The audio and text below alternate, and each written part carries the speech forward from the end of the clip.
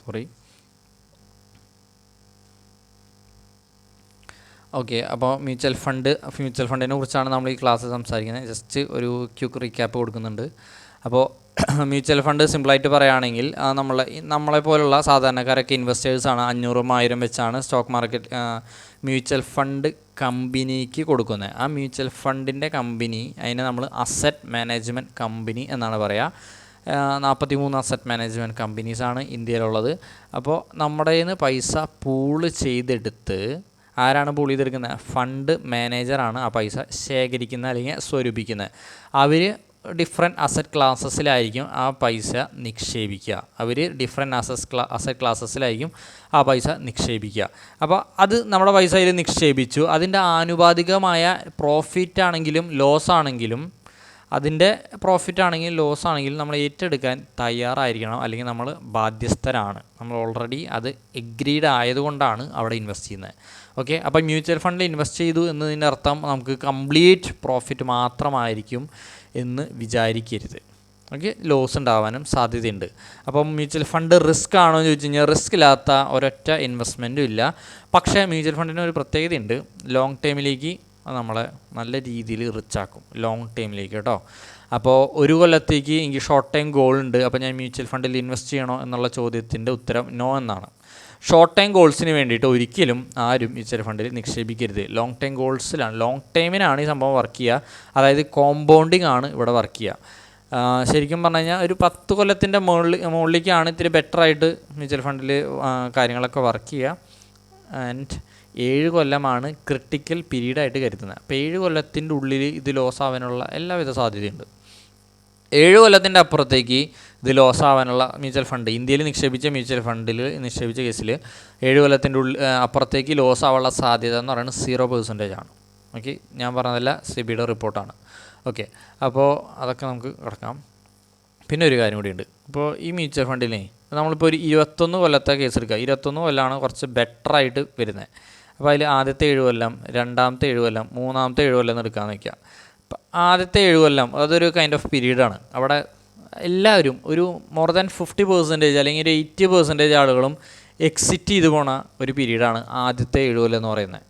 Okay, അപ്പോൾ അതായത് അവിടെ കൺസിസ്റ്റൻസി എന്ന് പറഞ്ഞ സംഭവം ഇമ്പോർട്ടൻ്റ് ആണ്. ഞാൻ പറഞ്ഞിട്ടുണ്ടെന്നില്ലേ, കൺസിസ്റ്റൻ്റ് ആയിട്ട് ഇൻവെസ്റ്റ് ചെയ്യാന്നുള്ള കാര്യം തന്നെയാണ് വളരെ ഇമ്പോർട്ടൻറ്റ്.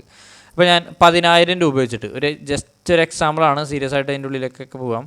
10,000 രൂപ വെച്ചിട്ട് ഞാൻ 21 കൊല്ലത്തേക്ക് ഇൻവെസ്റ്റ് ചെയ്യാമെന്ന് വിചാരിക്കുക. 21 കൊല്ലത്തേക്ക്. അപ്പോൾ 21 കൊല്ലം കഴിയുമ്പോൾ ഏകദേശം അതൊരു 1 CR ആയിട്ട് മാറും. 21 കൊല്ലം കഴിയുമ്പോൾ അത് ഏകദേശം 1 CR ആയിട്ട് മാറും. ഓക്കെ, ഒരു മിനിറ്റ്, ഇതൊരു എക്സാമ്പിൾ അല്ല, ഇത് റിയൽ എക്സാമ്പിൾ തന്നെയാണ് ഏകദേശം. അപ്പോൾ ഞാനിത് എഴുതുന്നത് കാണാൻ പറ്റുന്നുണ്ടോ? ഓക്കെ, അപ്പോൾ 21 കൊല്ലം കഴിയുമ്പോൾ നമ്മൾ 10,000 വെച്ച് മന്ത്ലി ഇൻവെസ്റ്റ് ചെയ്ത് കഴിഞ്ഞാൽ ഏകദേശം അത് 1 കോടി രൂപയായിട്ട് മാറും. ഇതിലെങ്ങനെയാണ് റിട്ടേൺ വരാമെന്ന് അറിയോ? ആദ്യത്തെ ഒരു 7 കൊല്ലത്തേക്ക്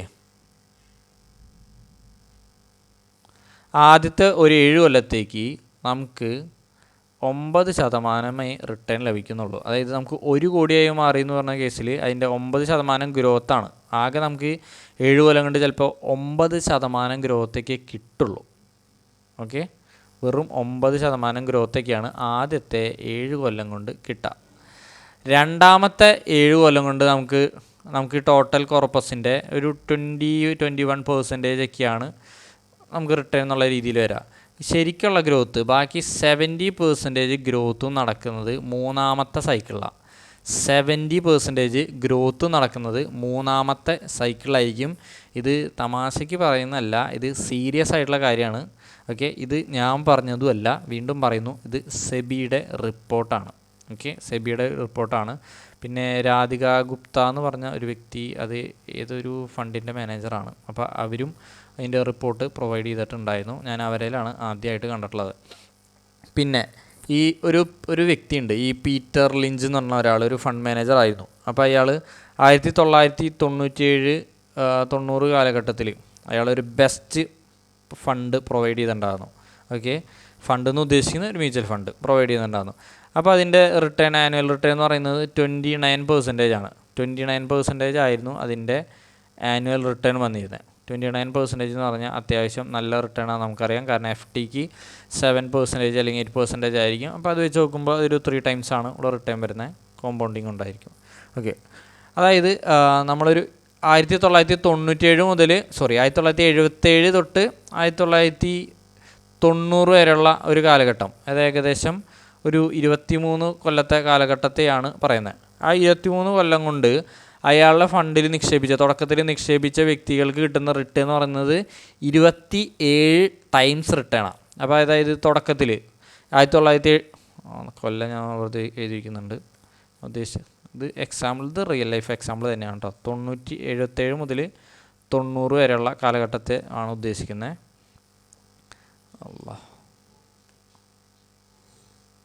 1977 മുതൽ 1990 വരെയുള്ള ഒരു ഫണ്ടിനെ പറ്റി പറയുന്നത്, പീറ്റർ ലിഞ്ച് എന്നുള്ള ഒരാൾ. അപ്പോൾ ഈ ഒരു സമയത്ത് ആനുവൽ റിട്ടേൺ ഏകദേശം അല്ല 29 എത്രണ്ട് % ആണ് കൊടുത്തിട്ടുള്ളത്. അതായത് 1977 ഞാൻ 1 ലക്ഷം രൂപ ഇട്ടിട്ടുണ്ടെങ്കിൽ 1 ലക്ഷം ഇൻറ്റു 27 ലക്ഷമായിട്ട് അത് മാറിയതിനെ 27 ടൈംസിൻ്റെ റിട്ടേണാണ് അവിടെ തന്നിട്ടുള്ളത്. ഓക്കെ, പക്ഷേ അതിൽ ഇൻവെസ്റ്റ് ചെയ്ത വ്യക്തികൾ, ഇപ്പോൾ അതിൽ ഇൻവെസ്റ്റ് ചെയ്ത കുറേ ആൾക്കാരുണ്ടാവുമല്ലോ, ആ കുറേ ആൾക്കാർ പകുതി വഴിയിൽ ഒരുപാട് പേര് കൊഴിഞ്ഞു പോയിണ്ടാവും. അപ്പോൾ ഇൻവെസ്റ്റ് ചെയ്ത വ്യക്തികൾ ഉണ്ടാക്കിയിട്ടുള്ള ആവറേജ് റിട്ടേൺ വെറും 13.4%. അവർക്ക് കിട്ടിയ ആവറേജ് റിട്ടേൺ എന്ന് പറയുന്നത് 13.4%. 29% ആ ഫണ്ട് ക്രിയേറ്റ് ചെയ്തിട്ടുള്ളത്. പക്ഷേ ഇൻവെസ്റ്റേഴ്സിൻ്റെ ആവറേജ് റിട്ടേൺ നോക്കുമ്പോൾ ഇത്രേ കിട്ടിയിട്ടുള്ളൂ. അതിൻ്റെ കാര്യം എന്ന് വെച്ച് കഴിഞ്ഞാൽ ഞാൻ നേരത്തെ പറഞ്ഞ കേസാണ്.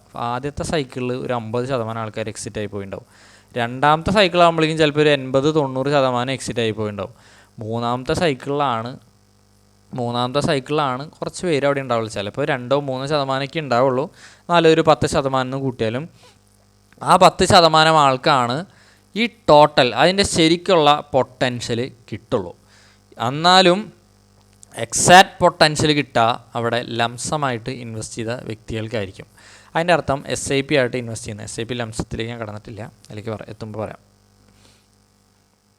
ഓക്കെ, ഇനി നമ്മൾ നേരത്തെ പറഞ്ഞതിൻ്റെ ബാക്കി നമുക്കത് തന്നെയായിട്ട് കണ്ടിന്യൂ ചെയ്തു പോകാം. ഞാനൊരു ജസ്റ്റ് ഒരു എക്സാമ്പിൾ എടുത്താണ്.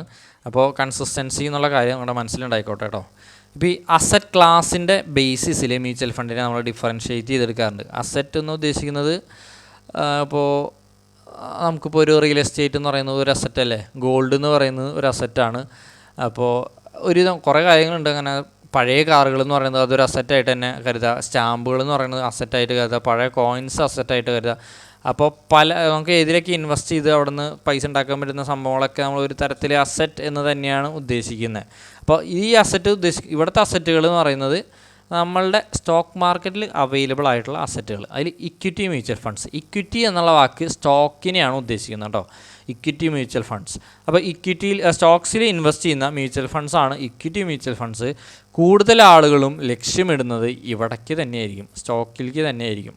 ഓക്കെ, ഇതിൻ്റെ പ്രത്യേകത എന്ന് പറയുന്നത് ഭയങ്കര റിസ്ക്കാണ്, ഭയങ്കര വോളട്ടൈലാണ്. ഭയങ്കര വോളട്ടൈൽ എന്ന് ഉദ്ദേശിക്കുന്നത് ഇപ്പോൾ കൊറോണയുടെ സമയത്ത് ഇപ്പോൾ ഒരു സ്റ്റോക്കിൻ്റെ വില 100 രൂപയെന്ന് വിചാരിക്കുക. നാളെ ഒരു കൊറോണ വന്നു കഴിഞ്ഞാൽ ചിലപ്പോൾ ആ സ്റ്റോക്കിൻ്റെ വില ഒറ്റയടിക്ക് 20 മാറിയിട്ടുണ്ടാവും. അത് വിചാരിച്ച് ഗോൾഡിൻ്റെ വില ഇന്ന് 100 വിചാരിക്കുക. നാളെ ഒരു ദിവസം കൊറോണ വന്നു കഴിഞ്ഞാൽ 100-ൽ നിന്ന് 20 എന്തായാലും എത്തില്ല എന്ന് എല്ലാവർക്കും ഉറപ്പാണ്.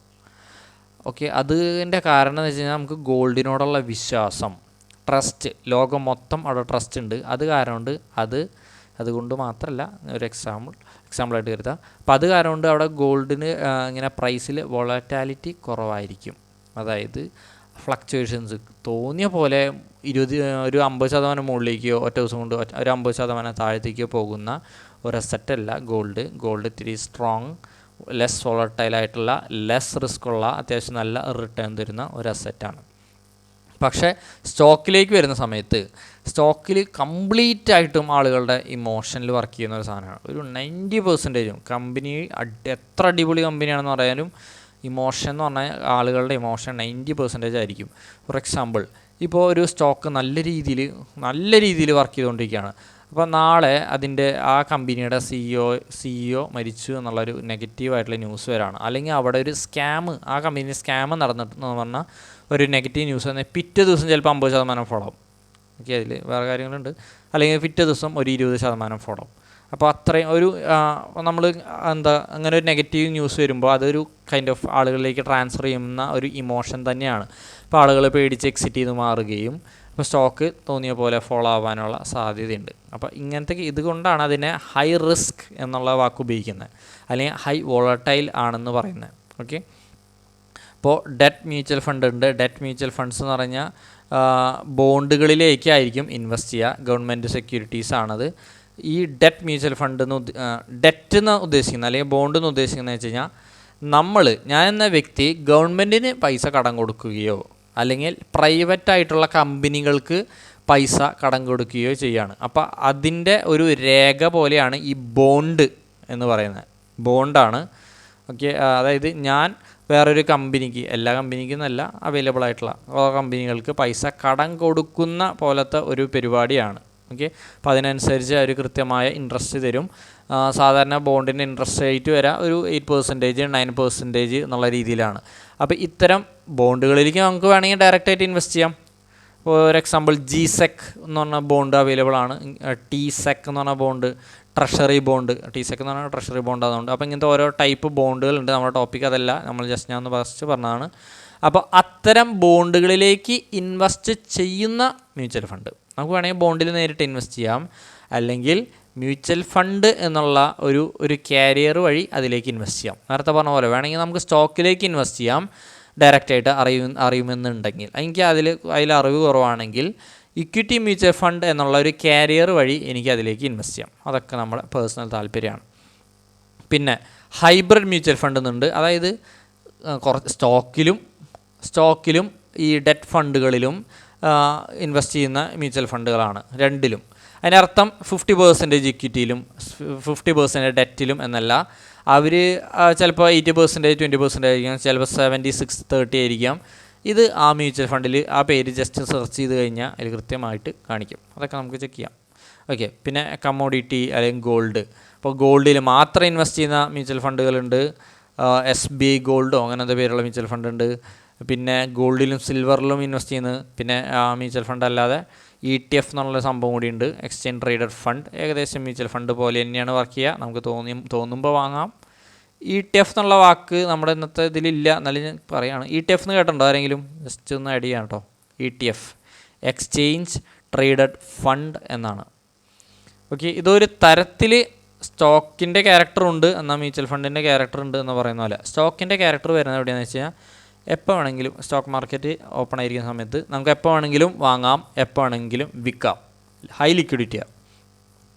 ഹൈ ലിക്വിഡിറ്റി എന്ന് പറയുമ്പോൾ, ലിക്വിഡിറ്റി എന്നുള്ള വാക്ക് കേട്ടിട്ടുണ്ടോ? നമ്മൾ സ്റ്റോക്സ് പഠിക്കുന്ന ആൾക്കാരല്ലേ, ട്രേഡിംഗ് പഠിക്കുന്ന ആൾക്കാരല്ലേ, കേട്ടിട്ടുണ്ടോ ലിക്വിഡിറ്റി എന്നുള്ള വാക്ക്? ഓക്കെ, അതായത് ബയേഴ്സിൻ്റെ സെല്ലേഴ്സിൻ്റെ അവൈലബിലിറ്റി ആണ്.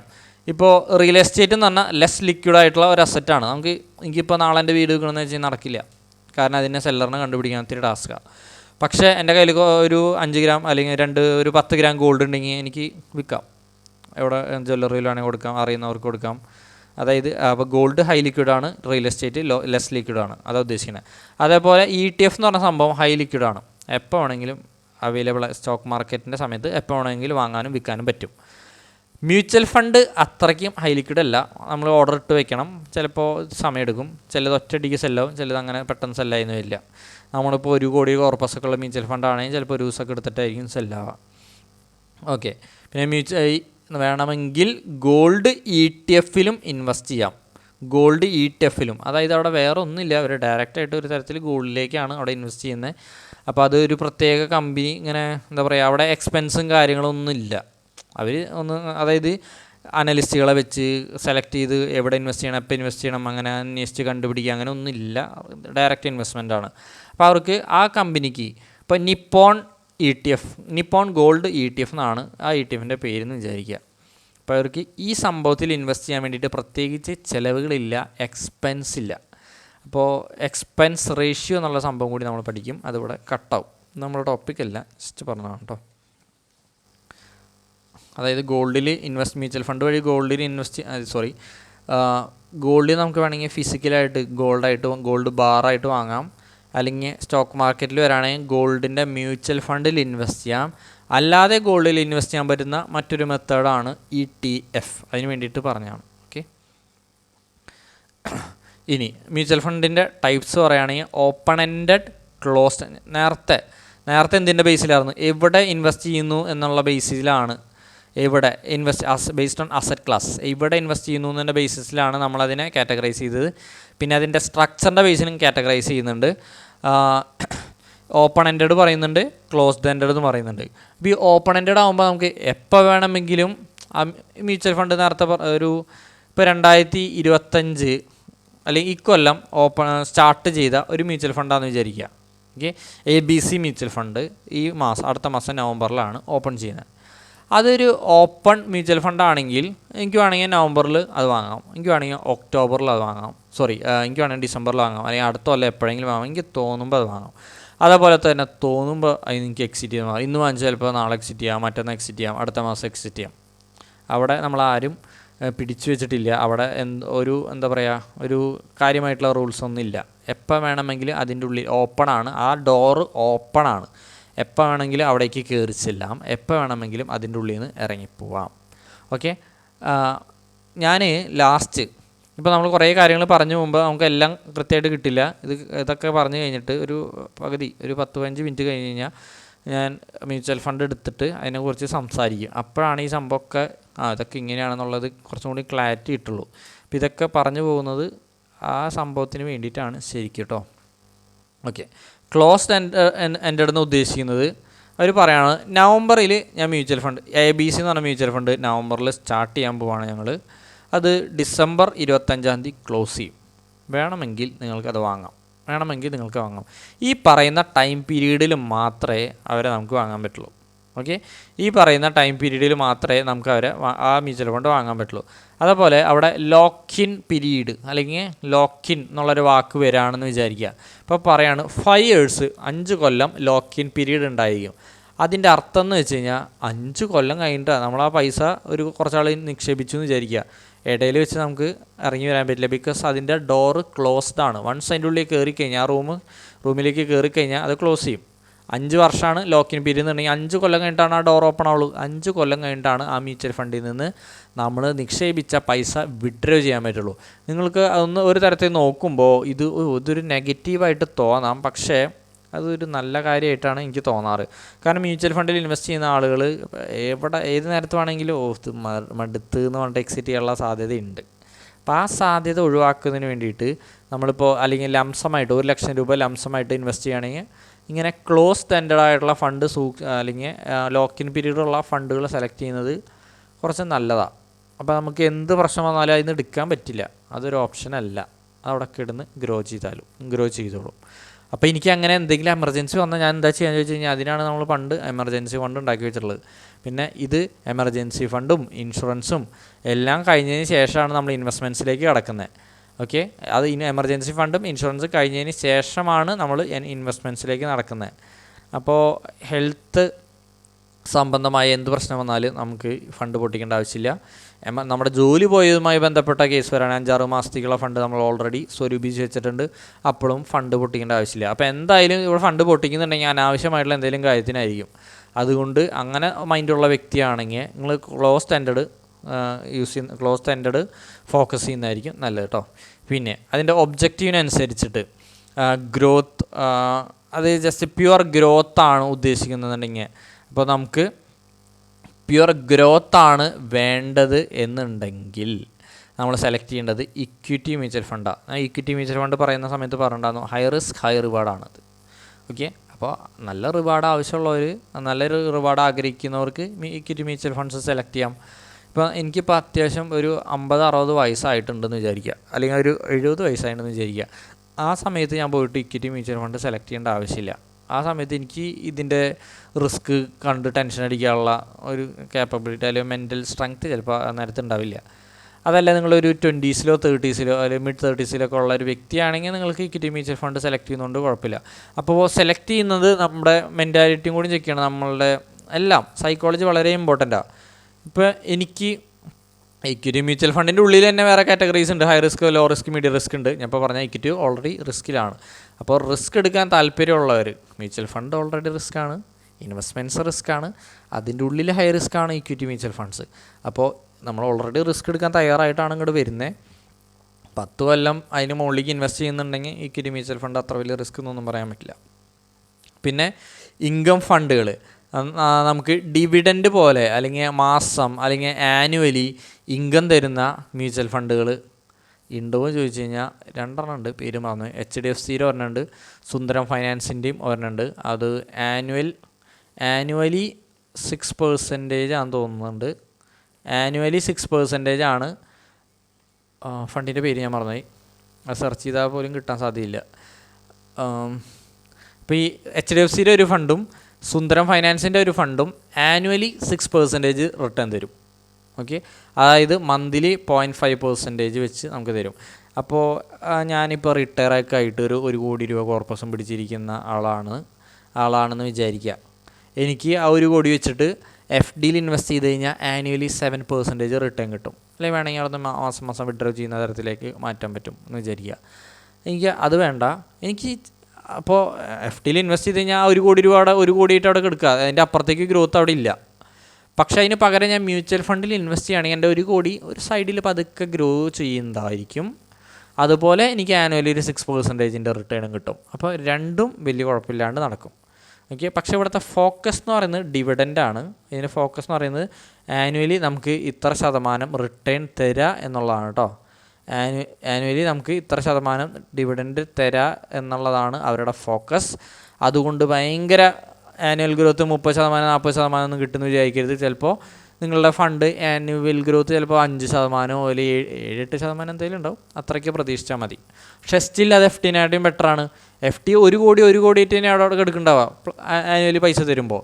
പക്ഷേ ഈ മ്യൂച്വൽ ഫണ്ടാണെങ്കിൽ 1 കോടി എന്ന് പറയുന്നത് ചിലപ്പോൾ അടുത്ത കൊല്ലം 1 കോടി 7 ലക്ഷമായിട്ട് മാറിയിട്ടുണ്ടാവും, അല്ലെങ്കിൽ 1 കോടി 10 ലക്ഷമായിട്ട് മാറിയിട്ടുണ്ടാവും.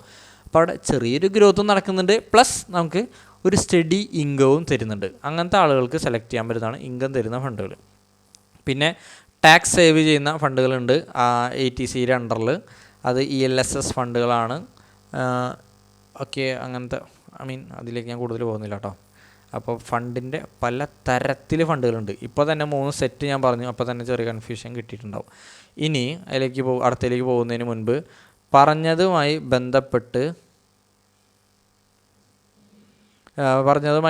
ഇത്ര നേരം നമ്മൾ ഡിസ്കസ് ചെയ്തതുമായി ബന്ധപ്പെട്ട് എന്തെങ്കിലും ഡൗട്ട് ഉണ്ടെങ്കിൽ നമുക്ക് ക്ലിയർ ചെയ്ത് അടുത്ത സ്റ്റെപ്പിലേക്ക് പോവാം.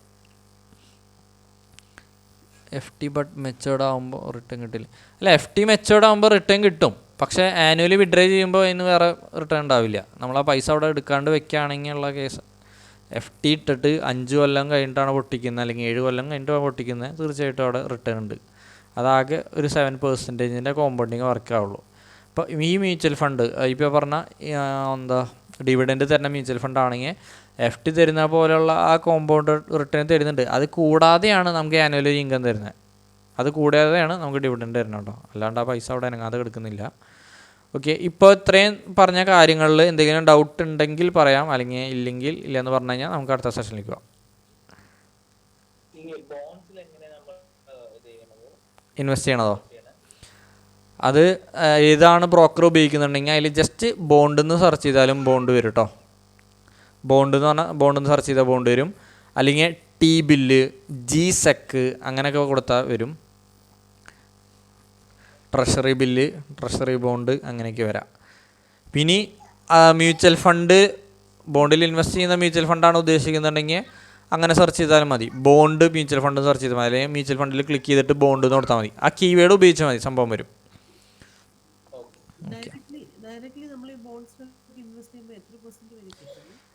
അത് 7 above ആണ്, എന്നാലും 9 ഉള്ളിൽ നിൽക്കും. ബോണ്ട് എന്ന് വിചാരിച്ചാൽ അത്രയ്ക്ക് സേഫായിട്ടൊന്നും വിചാരിക്കരുത്, എന്നാലും വലിയ കുഴപ്പമൊന്നുമില്ല. അങ്ങനെ കംപ്ലീറ്റ് സേഫ്റ്റി ഒന്നും ഉണ്ടാവില്ല ഒന്നിനും. അത്രയും സേഫായിട്ട് നോക്കുകയാണെങ്കിൽ പിന്നെ നമുക്ക് സേഫ് എപ്പോഴും ഗോൾഡ് തന്നെ ആയിരിക്കും. ഇപ്പോൾ മ്യൂച്വൽ ഫണ്ടുകളിൽ എല്ലാത്തിലും ചെറിയൊരു റിസ്ക് ഇൻവോൾവ് ആണ്, അത് മറക്കരുത്. പക്ഷേ റിസ്ക് എടുക്കാൻ തയ്യാറായിരിക്കുന്നവർക്കാണ് റിവാർഡ് ഉണ്ടാവുക. പറഞ്ഞോളൂ. NPS ചെയ്യുന്നതുകൊണ്ട് കുഴപ്പമൊന്നുമില്ല. അപ്പോൾ ഭാവിയിൽ ഒരു ദിവസം അല്ലെങ്കിൽ എത്ര കൊല്ലങ്ങൾക്ക് ശേഷം നമുക്കൊരു എന്താ പറയുക പെൻഷൻ പോലെ ആവശ്യമുള്ളവർക്ക് NPS എന്നുള്ളൊരു ഓപ്ഷൻ ചൂസ് ചെയ്യാം, കുഴപ്പമില്ല. ഈ NPS നമ്മൾ ഇൻവെസ്റ്റ് ചെയ്യുന്ന പൈസ ഒരു തരത്തിൽ മ്യൂച്വൽ ഫണ്ടിലേക്കൊക്കെ തന്നെയാണ് പോകുന്നത്. അല്ലെങ്കിൽ അവർ സ്റ്റോക്കിലേക്ക് ഇൻവെസ്റ്റ് ചെയ്യാം. നമുക്ക് ആ സമയത്ത് സെലക്ട് ചെയ്യാൻ പറ്റും എത്ര പെർസെൻറ്റേജ് സ്റ്റോക്കിലേക്ക് പോകണം, എത്ര പെർസെൻറ്റേജ് ഡെറ്റിലേക്ക് പോകണം എന്നുള്ള കാര്യങ്ങൾ അവിടെയും സെലക്ട് ചെയ്യാൻ പറ്റും. ഏതായാലും ഏത് മെത്തേഡ് യൂസ് ചെയ്താലും നമ്മളത് കൺസിസ്റ്റൻ്റ് ആയിട്ട് ചെയ്യുക എന്നുള്ളതാണ് അതിൻ്റെ ഏറ്റവും ഇമ്പോർട്ടൻ്റ് ആയിട്ടുള്ള ഭാഗം കേട്ടോ.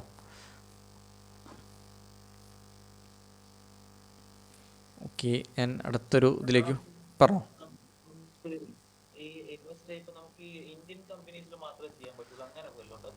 അല്ല, നമുക്ക് പുറത്തുള്ള കമ്പനിയിലേക്ക് ഡയറക്റ്റായിട്ട് ഇൻവെസ്റ്റ് ചെയ്യണമെങ്കിൽ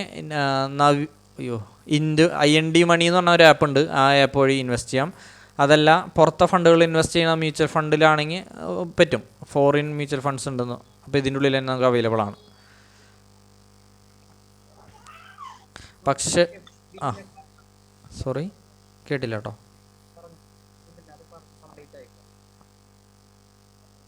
സോറി. ഓക്കെ. ഇനി നമ്മൾ മ്യൂച്വൽ ഫണ്ടിൽ നമ്മൾ ചെക്ക് ചെയ്യുന്ന സമയത്ത് നമുക്ക് കാണാൻ പറ്റുന്ന ഏതൊക്കെ മ്യൂച്വൽ ഫണ്ട് സെലക്ട് ചെയ്യണം എന്നുള്ള സമയത്ത് നമുക്ക് കാണാൻ പറ്റുന്ന കുറേ കുറച്ച് സാധനങ്ങളാണിത്. NAV എന്ന് പറയും, നെറ്റ് അസറ്റ് വാല്യൂ. അതായത് ഈ മ്യൂച്വൽ ഫണ്ട് എന്ന് ഉദ്ദേശിക്കുന്നത് നമുക്ക് വാങ്ങാൻ പറ്റുക അതിൻ്റെ കുറച്ച് പീസസ് ആയിട്ടായിരിക്കും. അതായത് നമ്മുടെ നിന്ന് വാങ്ങിച്ച് പൂൾ ചെയ്തിട്ട് നമ്മുടെ നിന്ന് പൈസ ഒക്കെ വാങ്ങി അവർ മ്യൂച്വൽ ഫണ്ട്, ഇതാണ് നമ്മൾ പറയുന്ന മ്യൂച്വൽ ഫണ്ട് എന്ന് വിചാരിക്കുക. ഇത്രയും പോകുന്ന ഒരു സ്ക്വയർ, ഇതിപ്പോൾ ഒരു 100 കോടി അല്ല 1000 കോടി ആയിരിക്കും. അപ്പോൾ ഇത് നമുക്ക് ഇഷ്ടമുള്ള പോലെ അതിൽ നിന്ന് വാങ്ങല്ല, അത് അവർ അവിടെ കുറേ പീസസ് ആയിട്ട് സെല്ല് ചെയ്തിട്ടുണ്ടാവും. കുറേ പീസസ് ആയിരിക്കും, മില്യൺസ് ഓഫ് പീസസ് ആയിരിക്കും. ഓക്കെ, ആ ഓരോ പീസിൻ്റെയും അങ്ങനത്തെ മില്യൺസ് ഓഫ് പീസസ് ഉണ്ടെന്ന് വിചാരിക്കുക. അതിൽ നിന്ന് ഞാൻ ഒരു പീസ് ഞാൻ വാങ്ങുന്നു, അല്ലെങ്കിൽ X പീസ്, അല്ലെങ്കിൽ 10 പീസ് വാങ്ങുന്നു, അല്ലെങ്കിൽ 100 പീസ് വാങ്ങുന്നു, അങ്ങനെ വാങ്ങുന്നത്.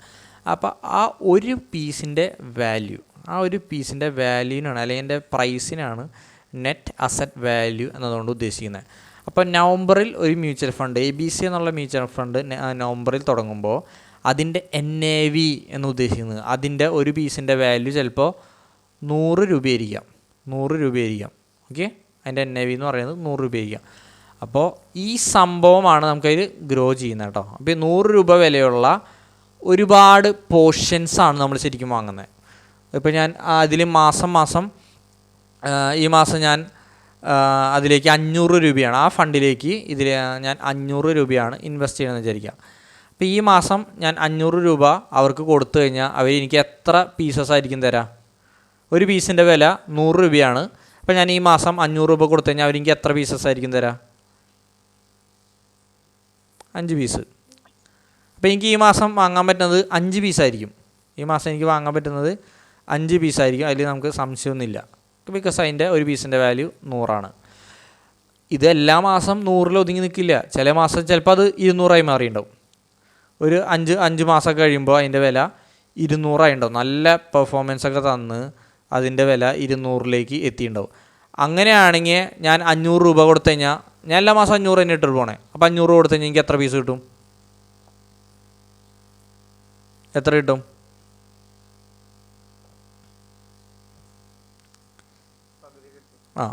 2.5 പീസായിരിക്കും കിട്ടുക. അപ്പോൾ ഞാൻ ഈ മാസം വാങ്ങിച്ചപ്പോൾ എനിക്ക് അതിൻ്റെ നെറ്റ് അസറ്റ് വാല്യൂ NAV എന്ന് പറയുന്നത് 100 ആയതുകൊണ്ട് 500 രൂപയ്ക്ക് എനിക്ക് 100 എണ്ണം വാങ്ങാൻ പറ്റി, 5 എണ്ണം വാങ്ങാൻ പറ്റി. പിന്നെ 5-6 മാസം കഴിയുമ്പോൾ അതിൻ്റെ NAV 200 കടന്നപ്പോൾ എനിക്കത് പഴയതുപോലെ 5 എണ്ണം കിട്ടിയില്ല, എനിക്ക് 2.5 പീസ് കിട്ടിയിട്ടുള്ളൂ. 2.5 പീസ്. ബേസിക്കലി ഞാൻ അവരുടെ ആ ഒരു പോർഷൻസാണ് ഇങ്ങനെ കണ്ടിന്യൂസ് ആയിട്ട് വാങ്ങിച്ചുകൊണ്ടിരിക്കുന്നത്. പിന്നെ ഇത് എപ്പോഴും മുകളിലേക്ക് പോകുമെന്ന് വിചാരിക്കേണ്ട. ചിലപ്പോൾ അത് 50 രൂപയായിട്ട് കുറഞ്ഞിട്ടുണ്ടാവും. ചിലപ്പോൾ ഒരു മാസം, അടുത്ത മാസം കൊറോണ വന്നു, അത് 50 രൂപ, അല്ലെങ്കിൽ മാർക്കറ്റ് ക്രാഷ് വന്നു. ഇപ്പോൾ ഒക്കെ എല്ലാ മ്യൂച്വൽ ഫണ്ടും അത്യാവശ്യം നന്നായിട്ട് ഇടിഞ്ഞിട്ടാണ് എടുക്കുന്നത്. അപ്പോൾ NAV വാല്യൂ കുറഞ്ഞിട്ടുണ്ടാവും. ഇപ്പോൾ അത് 50 എത്തിയിട്ടുണ്ടെന്ന് വിചാരിക്കുക. അപ്പോൾ എനിക്ക് ഈ മാസം എനിക്ക് 10 എണ്ണം കിട്ടും. അപ്പോൾ തുടക്കത്തിലത്തെ ഒരു മാസം എനിക്ക് 5 എണ്ണം കിട്ടിയേ, 5 പോർഷൻസാണ് അവരുടെ കിട്ടിയത്. അടുത്ത ഒരു 5 മാസം കഴിഞ്ഞപ്പോൾ എനിക്ക് അവരുടെ 2.5 പോർഷനെ 500 രൂപയ്ക്ക് കിട്ടിയുള്ളൂ. അത് കഴിഞ്ഞിട്ടുള്ള പിറ്റത്തെ മാസം ക്രാഷ് ആയപ്പോൾ എനിക്ക് അവരെ 10 പീസ് കിട്ടി. അപ്പോൾ അതായത് എല്ലാ മാസം ഇത്രയും NAV അല്ല നമ്മൾ വാങ്ങിച്ചുകൊണ്ടിരിക്കുന്നുണ്ടാവുക, അല്ല കറക്റ്റ് നമ്പർ ഓഫ് പോർഷൻസ് അല്ല. നമ്മൾ എല്ലാ മാസം കൃത്യമായിട്ടുള്ള ഒരു എമൗണ്ട് ആയിരിക്കും ഇൻവെസ്റ്റ് ചെയ്യുന്നുണ്ടാവുക. പക്ഷേ കിട്ടുന്നത് നമുക്ക് അവർ തരുന്ന സംഭവത്തിൻ്റെ എണ്ണം അങ്ങോട്ടും ഇങ്ങോട്ടും മാറിക്കൊണ്ടിരിക്കും. ഓക്കെ, അപ്പോൾ SIP ആയിട്ട് ഇൻവെസ്റ്റ് ചെയ്യുമ്പോൾ അത് ഇങ്ങനെ റിട്ടേൺസ് ഇങ്ങനെ കയറി ഇറങ്ങി നിൽക്കാനുള്ളതിൻ്റെ ഒരു റിട്ടേൺസ് അല്ല, നമ്മുടെ ഈ NAV ഉള്ള സംഭവം. ഇതൊരു അതിലേക്ക് കിടക്കാം. SIP അതുപോലെ ലംസമായിട്ട് ഇൻവെസ്റ്റ് ചെയ്യുമ്പോൾ ഡിഫറൻസിൽ ഇതൊരു കാരണക്കാരനാണ്. പിന്നെ എക്സ്പെൻസ് റേഷ്യോ എന്ന് പറയുന്നുണ്ട്. ഈ എക്സ്പെൻസ് റേഷ്യോ എന്ന് പറയുമ്പോൾ ബേസിക്കലി അത് നമുക്ക് എക്സ്പെൻസ് അറിയാം. എന്താ പറയുക, നമ്മളുടെ പൈസ പൂൾ ചെയ്തിട്ട് ഒരു കമ്പനി തുറന്നു വെച്ച് റെൻ്റൊക്കെ കൊടുത്ത് ആൾക്കാരെ ജോലിക്ക് ഇരുത്തി കുറേ സാധനങ്ങൾ PC ഇതൊക്കെ വാങ്ങി കറണ്ട് ബില്ലും വൈഫൈ ഒക്കെ കൊടുത്തിട്ടാണ് നമുക്ക് ഈ സംഭവങ്ങളൊക്കെ കണ്ടുപിടിച്ച് തരുന്നത്, അല്ലെങ്കിൽ അവർ ഫണ്ട് ക്രിയേറ്റ് ചെയ്യുന്നത്. അപ്പോൾ അവർക്ക് ചിലവുണ്ടല്ലോ, സ്വാഭാവികമായിട്ടും അവർക്ക് ചിലവ് വരുന്നുണ്ട്. ആ ഒരു ചിലവിൻ്റെ ഒരു പോർഷൻ അവർ നമ്മളിൽ നിന്ന് ഈടാക്കും. ഓക്കെ, ആ ചിലവിൻ്റെ ഒരു പോർഷൻ നമ്മളിൽ നിന്ന് ഈടാക്കും. അതായത് അത് നോർമലി അതൊരു 0.5% മുതൽ ഒരു 0.1%, 1.5% അങ്ങനെയൊക്കെ പോവാം കേട്ടോ. എത്ര വേണമെങ്കിലും എത്ര വേണമെന്നല്ല, ആ ഒരു റേഞ്ചിലേക്ക് പോകാനുള്ള സാധ്യതയുണ്ട്.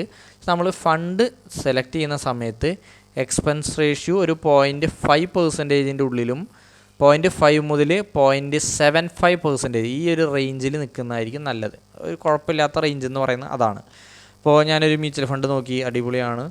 അപ്പോൾ അതിൻ്റെ എക്സ്പെൻസ് റേഷ്യോ എന്ന് പറയുന്നത് ഒരു 2% ആണെങ്കിൽ അത് കുറച്ച് കൂടുതലാണ്. അപ്പോൾ ഞാൻ അത് സെലക്ട് ചെയ്യേണ്ട ആവശ്യമില്ല. അതേ ഫെസിലിറ്റീസുള്ള മറ്റൊരു മ്യൂച്വൽ ഫണ്ട് ചിലപ്പോൾ സെയിം റിട്ടേൺസ്, ബാക്കി എല്ലാ കാര്യങ്ങളും സെയിം, എക്സ്പെൻസ് റേഷ്യോ കുറവുള്ള വേറെ മ്യൂച്വൽ ഫണ്ട് ഉണ്ടാവും. അപ്പോൾ അത് സെലക്ട് ചെയ്യാം. ഓക്കെ, പിന്നെ ലോക്കിൻ പീരീഡ് ഞാൻ നേരത്തെ പറഞ്ഞു. ഈ നമ്മളിപ്പോൾ ഒരു ലോക്കിൻ പീരീഡുള്ള മ്യൂച്വൽ ഫണ്ട് എന്ന് പറയുമ്പോൾ ക്ലോസ്ഡ് ഡോറുള്ള, ഞാനൊരു മ്യൂച്വൽ ഫണ്ട് വാങ്ങി, ആ റൂം അവർ ക്ലോസ് ചെയ്യുക, 5 കൊല്ലം കഴിഞ്ഞാൽ തുറക്കുള്ളൂ എന്ന് പറയാം, അല്ലെങ്കിൽ 3 കൊല്ലം കഴിഞ്ഞിട്ടാണ് തുറക്കുള്ളൂ എന്ന് പറയാം. അപ്പോൾ അതിൻ്റെ ഇടയിൽ നമുക്ക് ഇറങ്ങി പോകാൻ പറ്റില്ല. അതാണ് ലോക്കിൻ പീരീഡുള്ള മ്യൂച്വൽ ഫണ്ടുകൾ എന്ന് പറയുന്നത്. പിന്നെ എക്സിറ്റ് ലോഡ്. ഇപ്പോൾ മ്യൂച്വൽ ഫണ്ടിന് ക്ലോസ്ഡ് അല്ലാത്തൊരു മ്യൂച്വൽ ഫണ്ട്, അത് തോന്നിയ പോലെ കയറാനും തോന്നിയ പോലെ ഇറങ്ങാനും സാധിക്കുന്ന ഒരു മ്യൂച്വൽ ഫണ്ടാണെന്ന് വിചാരിക്കുക. എങ്കിലും നമ്മളൊരു 1 ഇയറിൻ്റെ ഉള്ളിൽ നിന്ന് അവിടെ നിന്ന് എക്സിറ്റ് ചെയ്ത് മാറുകയാണെങ്കിൽ അവരൊരു എക്സിറ്റ് ലോഡ് ഈടാക്കും. നമ്മൾ ഇൻവെസ്റ്റ് ചെയ്ത എമൗണ്ടിൻ്റെ 1%-ഓ 2%-ഓ ഫൈൻ, അതൊരു ഫൈനാണെന്ന് വിചാരിച്ചാൽ മതി. എക്സിറ്റ് ചെയ്ത് മാറുന്ന സമയത്ത് അവർ ഈടാക്കുന്ന ഫൈനാണ് ഈ എക്സിറ്റ് ലോഡ്. ഇനി എക്സിറ്റ് ലോഡ് ഇല്ലാത്ത മ്യൂച്വൽ ഫണ്ട് ഉണ്ട്. ഓക്കെ, എപ്പോൾ വേണമെങ്കിലും ഇൻവെസ്റ്റ് ചെയ്ത ഇറങ്ങിപ്പോയാൽ എക്സിറ്റ് ലോഡ് ഇല്ലാത്ത മ്യൂച്വൽ ഫണ്ട് ഉണ്ട്. SBIയുടെ ഗോൾഡ് മ്യൂച്വൽ ഫണ്ട്, അവരുടെ എക്സിറ്റ് ലോഡ് 15 ദിവസത്തിൻ്റെ ഉള്ളിൽ എക്സിറ്റ് ചെയ്താൽ മാത്രമാണ് അവർക്ക് എക്സിറ്റ് ലോഡ് ഉള്ളൂ കേട്ടോ. അപ്പോൾ അതിനുശേഷം എപ്പോൾ വേണമെങ്കിലും എക്സിറ്റ് ചെയ്ത് പോയി കഴിഞ്ഞാൽ 0 എക്സിറ്റ് ലോഡാണ്. ഓക്കെ, അപ്പോൾ അതൊരു സ്മോൾ ഫീ എന്ന് പറയില്ല, 1 or 2% വരും. അതൊരു ഫൈൻ ആയിട്ട് കരുതിയാൽ മതി, ഫൈൻ. അപ്പോൾ ഇതിനെക്കുറിച്ച് നമ്മൾ പേടിക്കേണ്ട ആവശ്യമില്ല. നമ്മൾ ലോങ് ടൈമിലേക്കാണ് ഇൻവെസ്റ്റ് ചെയ്യാൻ പോകുന്നത്. അപ്പോൾ ഇത് ആലോചിച്ച് ടെൻഷൻ ആവണ്ട. ഇപ്പോൾ നമ്മൾ മ്യൂച്വൽ ഫണ്ട് അനലൈസ് ചെയ്യുന്ന സമയത്ത് ഇതിന് എക്സിറ്റ് ലോഡ് ഉണ്ട്, ഇത് പൊട്ടയാ, അങ്ങനെയല്ല. അതെങ്ങനെ പൊട്ടയാവുന്ന, നമ്മൾ നേരത്തെ ഇറങ്ങി പോവുകയാണെങ്കിൽ അത് പൊട്ടയാവുന്നു. അപ്പോൾ നമ്മൾ നേരത്തെ ഇറങ്ങി പോകാനാണെങ്കിൽ മ്യൂച്വൽ ഫണ്ടിലേക്ക് പോകേണ്ട ആവശ്യമില്ല. ഓക്കെ, അപ്പോൾ അത് എക്സിറ്റ് ലോഡ് പൊട്ടല്ല, അതിനെക്കുറിച്ച് നമ്മൾ വ്യാകുലത ആവേണ്ട ആവശ്യമില്ല. പിന്നെ റിസ്ക് ഞാൻ പറഞ്ഞു, നമ്മുടെ പ്രായത്തിനും നമ്മുടെ മാനസിക നിലയ്ക്കും നമ്മുടെ സിറ്റുവേഷൻസിനും എല്ലാ കണ്ടീഷനും ഇരുന്ന് ചിന്തിച്ച്, ഇപ്പോൾ ഞാൻ റിസ്ക് എടുക്കാൻ തയ്യാറായ വ്യക്തിയാണോ അങ്ങനെ നമുക്കറിയാലോ. എനിക്ക് റിസ്ക് എടുക്കാമെന്ന് പറഞ്ഞാൽ പേഴ്സണലി കേട്ടോ, എനിക്ക് കുറച്ച് ത്രില്ലൊക്കെ തരുന്ന ഒരു ചെറിയ പരിപാടിയാണ്. അത് ചിലപ്പോൾ എൻ്റെ പ്രായത്തിൻ്റെ ആയിരിക്കും. ചിലപ്പോൾ ഒരു 30s അല്ലെങ്കിൽ ഒരു 40s പോകുന്ന സമയത്ത് എനിക്ക് വലിയ ത്രില്ലൊന്നും തോന്നില്ല. അപ്പോൾ അത് ഒരു പേഴ്സൺ റിസ്ക് എടുക്കാനുള്ള ഒരു മാനസികാവസ്ഥ മാറിക്കൊണ്ടിരിക്കും. ഇപ്പോൾ ഞാൻ പേഴ്സണലി നല്ല റിസ്ക് മ്യൂച്വൽ ഫണ്ടിൽ ഇൻവെസ്റ്റ് ചെയ്യുകയാണെങ്കിൽ ഞാൻ നല്ല റിസ്ക്കുള്ള ഹൈ ഗ്രോത്തുള്ള സ്മോൾ ക്യാപ്പ് മിഡ് ക്യാപ്പ് പോലുള്ള മ്യൂച്വൽ ഫണ്ട്സാണ് സെലക്ട് ചെയ്യാൻ സാധ്യത. എനിക്കറിയാതെ നല്ല ഹയ്യസ്റ്റ് റിസ്ക്കുള്ള മ്യൂച്വൽ ഫണ്ട്സാണെന്നാണ്. പക്ഷേ എനിക്കിഷ്ടമാണ് റിസ്ക്കുള്ള മ്യൂച്വൽ ഫണ്ട്സ് സെലക്ട് ചെയ്യാൻ. ഇപ്പോൾ നാളെ ഞാനത് മ്യൂച്വൽ ഫണ്ടിൽ ഇൻവെസ്റ്റ് ചെയ്താൽ 1 ലക്ഷം 2 ലക്ഷമായി, പിറ്റേ ദിവസം ഒരു 50% ലോസ് വന്നാലും 70% ലോസ് വന്നാലും സ്റ്റിൽ അതെനിക്ക് ഒരു ത്രില്ലായിരിക്കും തരാം.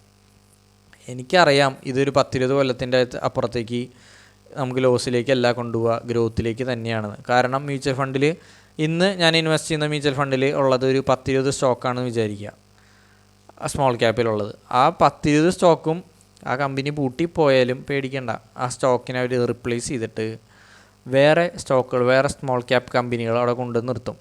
പിന്നെ ഇന്നത്തെ സ്മോൾ ക്യാപ്പ് കമ്പനിയാണ് നാളത്തെ മിഡ് ക്യാപ്പ് കമ്പനി. അപ്പോൾ ഗ്രോത്ത് എന്നുള്ള സാധനം അവിടെ ഉണ്ട്, അഷോർഡ് എന്ന് പറയുന്നില്ല, ഉണ്ട്, with highest level of risk.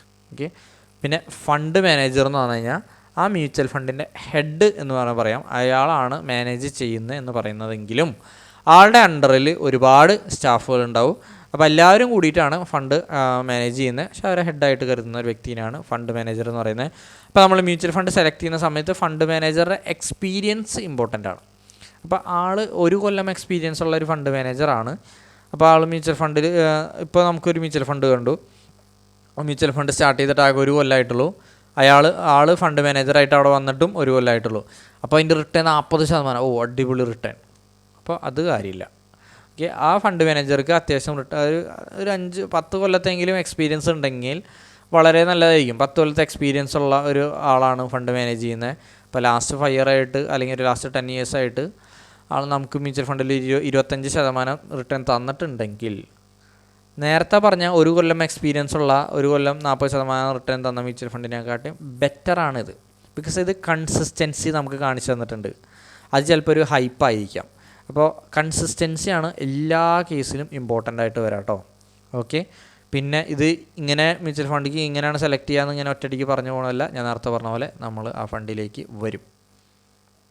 Okay, പിന്നെ ഡൈവേഴ്സിഫിക്കേഷൻ ഉദ്ദേശിക്കുന്നത് ഇപ്പോൾ ഒരേ ക്ലാസ്സിൽ, ഇപ്പോൾ നേരത്തെ പറഞ്ഞു, ഇപ്പോൾ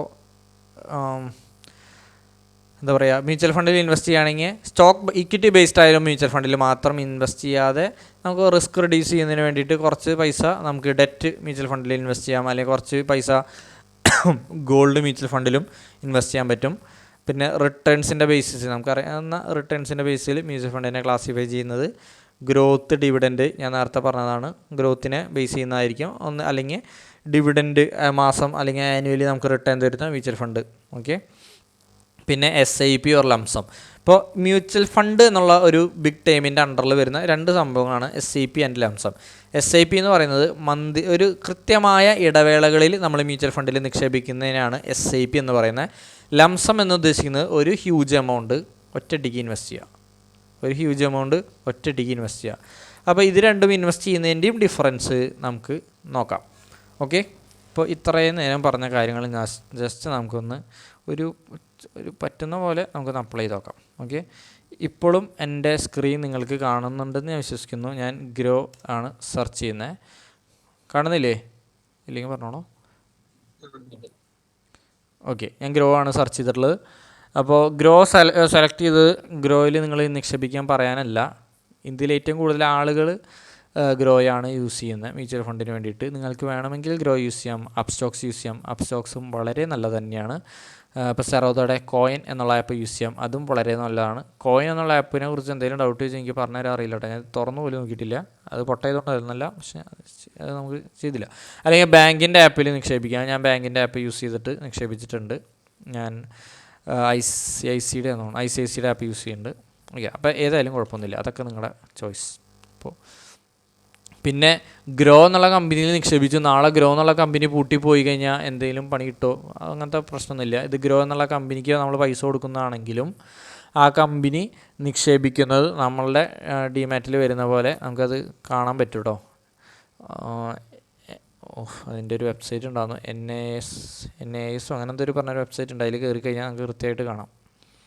ഓക്കെ, നമുക്ക് ഗ്രോയിൽ മ്യൂച്വൽ ഫണ്ട് ജസ്റ്റ് നമുക്ക് ചെക്ക് ചെയ്ത് നോക്കാണ് ഏതെങ്കിലും മ്യൂച്വൽ ഫണ്ട് എങ്ങനെ സെലക്ട് ചെയ്യാന്നുള്ളത് കേട്ടോ. അപ്പോൾ ഗ്രോ എടുത്തു, അവിടെ മ്യൂച്വൽ ഫണ്ട് എടുത്തു. അവിടെ ഞാൻ മ്യൂച്വൽ ഫണ്ട് സ്ക്രീനറാണ് സെലക്ട് ചെയ്യുന്നത്. Mutual fund screener. ഓക്കെ, അതല്ല നിങ്ങൾക്ക് ഡയറക്റ്റ് ഇവിടെ സെർച്ച് ചെയ്ത് മ്യൂച്വൽ ഫണ്ട് കണ്ടുപിടിപ്പിക്കണമെങ്കിലും സെലക്ട് ചെയ്യാം. പിന്നെ ഇവിടെ എങ്ങനെയാണ് ഫിൽട്ടർ ചെയ്തെടുക്കുക? AMC, അസറ്റ് മാനേജ്മെൻറ്റ് കമ്പനികളിൽ നിന്നാണ്. ഇതൊക്കെ പേഴ്സണലാണ് കേട്ടോ. ഇപ്പോൾ പറയാൻ പോകുന്നതൊക്കെ പേഴ്സണലാണ്. ഞാൻ ഇപ്പോൾ ഒരു ഏകദേശ രൂപം വെച്ചിട്ടാണ് ചെയ്യാൻ പോകുന്നത്. അപ്പോൾ എനിക്ക് കുറച്ച് വിശ്വാസക്കുറവുണ്ട് എന്താ ഫേമസ് അല്ലാത്ത കമ്പനികളെ പറ്റിയിട്ട്. അപ്പോൾ ഞാൻ ഫേമസ് ആയിട്ടുള്ള കമ്പനികൾ തന്നെയാണ് ചൂസ് ചെയ്യുള്ളൂ. ഞാൻ ചിലപ്പോൾ ചൂസ് ചെയ്യുക ആക്സിസ് ഞാൻ ചൂസ് ചെയ്യും. അപ്പോൾ ഇന്ത്യയിലെ ഏറ്റവും വലിയ അസറ്റ് മാനേജ്മെൻറ്റ് കമ്പനി എന്ന് പറയുന്നത് SBI ആണ്. അപ്പോൾ SBI ചൂസ് ചെയ്യും. അപ്പോൾ അടുത്ത കമ്പനികൾ വരുന്നത് ഫിൽട്ടർ ചെയ്യാണ് കേട്ടോ. അതൊക്കെ ഫിൽട്രേഷനാണ്. അടുത്ത അതുപോലെ ബിഗ്ഗസ്റ്റ് കമ്പനി HDFC ആണ്. HDFCയുടെ മ്യൂച്വൽ ഫണ്ട്. പിന്നെ ICICI പിന്നെ വരുന്നുണ്ട്. എനിക്ക് ഇതിലൊക്കെയാണ് വിശ്വാസമുള്ളത്. ഓക്കെ, പിന്നെ കോണ്ട് എന്ന് പറഞ്ഞിട്ടുണ്ട്. കോണ്ടൊക്കെ അടിപൊളിയാണ്. അത് നിങ്ങൾക്ക് വേണമെങ്കിൽ അതെടുക്കാം, കുഴപ്പമില്ല. ഇത് ആദ്യത്തെ ഇതൊക്കെ ഒക്കെ നല്ല തന്നെയാട്ടോ, അതൊന്നും മോശമൊന്നുമല്ല. ബ്ലാക്ക് റോക്ക് വേൾഡിലെ ബെസ്റ്റൊക്കെയാണ് ബ്ലാക്ക് റോക്ക്, വാൻഗാർഡ്. പക്ഷേ എനിക്ക് ബ്ലാക്ക് റോക്കിൽ ഇൻട്രസ്റ്റ് ഇല്ല. ബ്ലാക്ക് റോക്ക് ജസ്റ്റ് ഇന്ത്യയിൽ സ്റ്റാർട്ട് ചെയ്തിട്ടുള്ളൂ. അപ്പോൾ എനിക്ക് അവരുടെ കേസിൽ കുറച്ച് വിശ്വാസക്കുറവുണ്ട് താൽക്കാലികമായിട്ടുള്ളത്. അപ്പോൾ ഞാൻ നേരത്തെ ഒരു രാധിക ഗുപ്ത എന്നൊരു സ്ത്രീനെ പറ്റി പറഞ്ഞിരുന്നു. അവർ മാനേജ് ചെയ്യുന്ന അവരാണെന്നുണ്ട് ഇതിൻ്റെ CEO ഓർ ഹെഡ് എന്തോ ആണ് ഈ എഡൽവീസ് എന്ന് പറഞ്ഞ മ്യൂച്വൽ ഫണ്ടിൻ്റെ കേട്ടോ, എനിക്കത് ഓർമ്മയില്ല ആരാണ്. ഇപ്പോൾ ഇത് ഗ്രോ എന്ന് പറഞ്ഞാൽ അസറ്റ് മാനേജ്മെൻറ്റ് കമ്പനി പ്രൊവൈഡ് ചെയ്യുന്ന മ്യൂച്വൽ ഫണ്ട്സ് ഉണ്ട്. പിന്നെ ഇവിടെ ടോട്ടൽ 4000 മ്യൂച്വൽ ഫണ്ട് മൊത്തം ഇതിൽ ഗ്രോയിൽ കാണിക്കില്ല എന്ന് തോന്നുന്നുണ്ട്. ഇതിൽ 1500 എത്രയാണ് മ്യൂച്വൽ ഫണ്ട്സ് കാണിക്കുള്ളൂ. പിന്നെ കാറ്റഗറൈസേഷൻ, ഇതിലേത് കാറ്റഗറി വേണമെന്ന് നിങ്ങൾക്ക് സെലക്ട് ചെയ്യാം. ഡെറ്റ് വേണോ, കമ്മോഡിറ്റി വേണോ, ഹൈബ്രിഡ് വേണോ, മ്യൂച്വൽ ഫണ്ട് വേണോ എന്നൊക്കെ ഇഷ്ടമുള്ളത് സെലക്ട് ചെയ്യാം. ഞാനിവിടെ ഇക്വിറ്റിയാണ് സെലക്ട് ചെയ്യുന്നത്. ഇക്വിറ്റിയിൽ 12 കാണിക്കുന്നുണ്ട്. എന്തുകൊണ്ടാണ് 12 എന്നറിയോ? അവിടെ small cap, mid cap, flexi cap, large, അത് ഇത് എന്നൊക്കെ പറഞ്ഞിട്ടുണ്ട്. ഇനി ഇതിൽ ഞാൻ ചെറിയൊരു ഐഡിയയും കൂടി തരുന്നുണ്ട്. സ്മോൾ ക്യാപ്പ് എന്ന് ഉദ്ദേശിക്കുന്നത് അത് വേണ്ട, ആദ്യം ലാർജ് ക്യാപ്പ് പറയാം. ലാർജ് ക്യാപ്പ് എന്ന് ഉദ്ദേശിക്കുന്നത് ഇന്ത്യയിലത്തെ മ്യൂച്വൽ ഫണ്ടാണ്. അപ്പോൾ ഞാൻ പറയുന്ന കമ്പനികളൊക്കെ ഇന്ത്യയുടെയാണ്. ഓക്കെ, ലാർജ് ക്യാപ്പ് എന്ന് ഉദ്ദേശിക്കുന്നത് ഇന്ത്യയിലെ ടോപ്പ് 100 കമ്പനികളെയാണ്.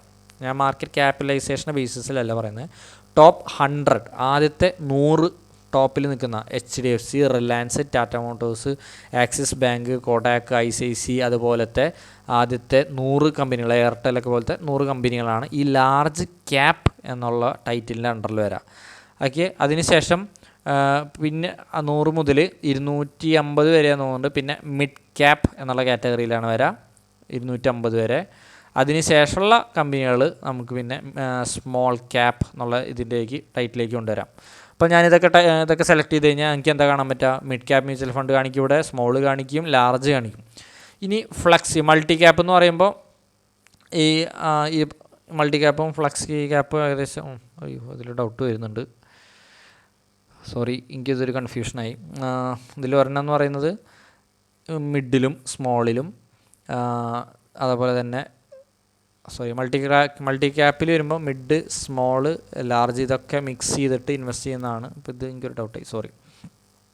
ഇൻഡെക്സ് ഫണ്ട് എന്ന് പറയുമ്പോൾ നിഫ്റ്റി 50യുടെ ഇൻഡെക്സ് ഫണ്ടാണെന്ന് വെച്ച് കഴിഞ്ഞാൽ നിഫ്റ്റി 50യിൽ ഇൻവെസ്റ്റ് ചെയ്യുന്ന അല്ലെങ്കിൽ അതിന് ആനുപാതികമായിട്ട് ഇൻവെസ്റ്റ് ചെയ്യുന്ന ഫണ്ടുകളെയാണ് ഇൻഡെക്സ് ഫണ്ടുകൾ എന്ന് പറയുക. അപ്പോൾ അത് നിഫ്റ്റി 50 മാത്രമല്ല, ഇന്ത്യയിൽ 10-40 ഇൻഡെക്സുകളുണ്ട്.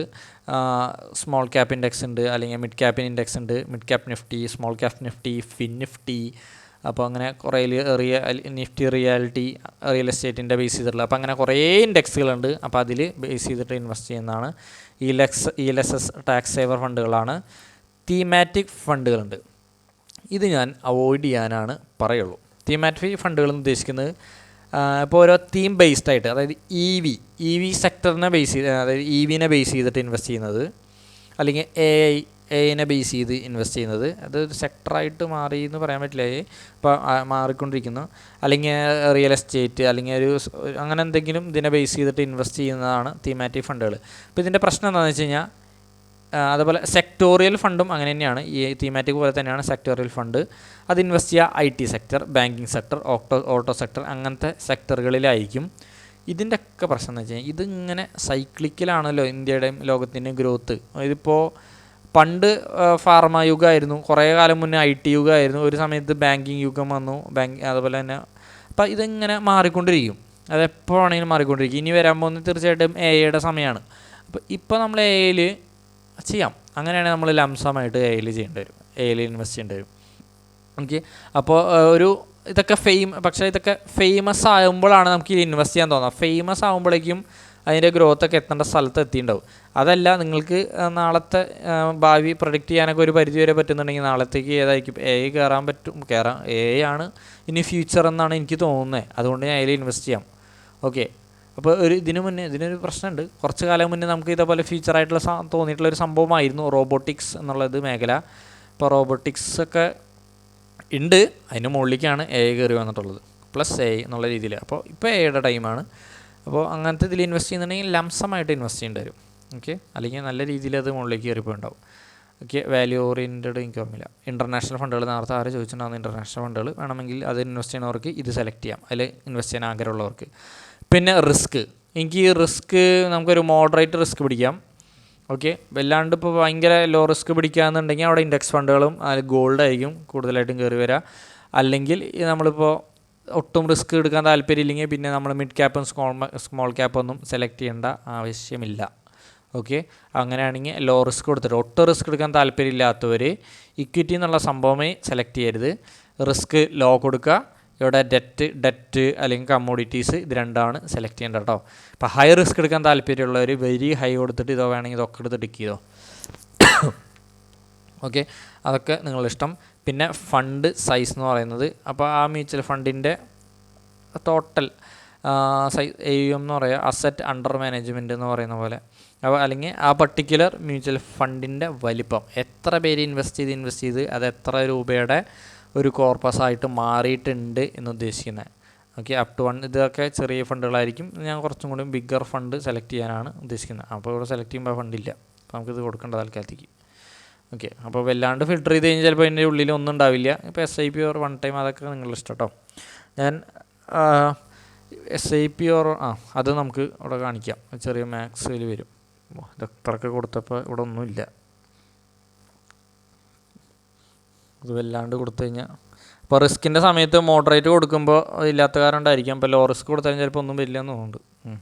കാരണം ഞാൻ ഇക്വിറ്റി മാത്രമാണ് സെലക്ട് ചെയ്തത്. അപ്പോൾ ഇക്വിറ്റിയിൽ ലോ റിസ്ക് എന്നുള്ള സംഭവം ഇല്ല എന്നുള്ളതാണ് നമുക്കത് കാണിച്ചു തരുന്നത്.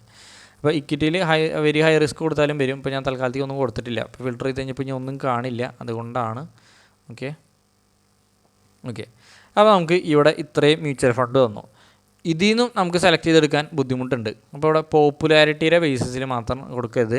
ഒന്നില്ലെങ്കിൽ റേറ്റിങ്സിൻ്റെ പേരിൽ കൊടുക്കാം, കുഴപ്പമില്ല. അല്ലെങ്കിൽ റിട്ടേൺസിൻ്റെ ബേസിസായാലും കൊടുക്കാം. എനിക്ക് റേറ്റിങ്സിൻ്റെയും റിട്ടേൺസിൻ്റെയും ബേസിസിൽ കൊടുക്കാം.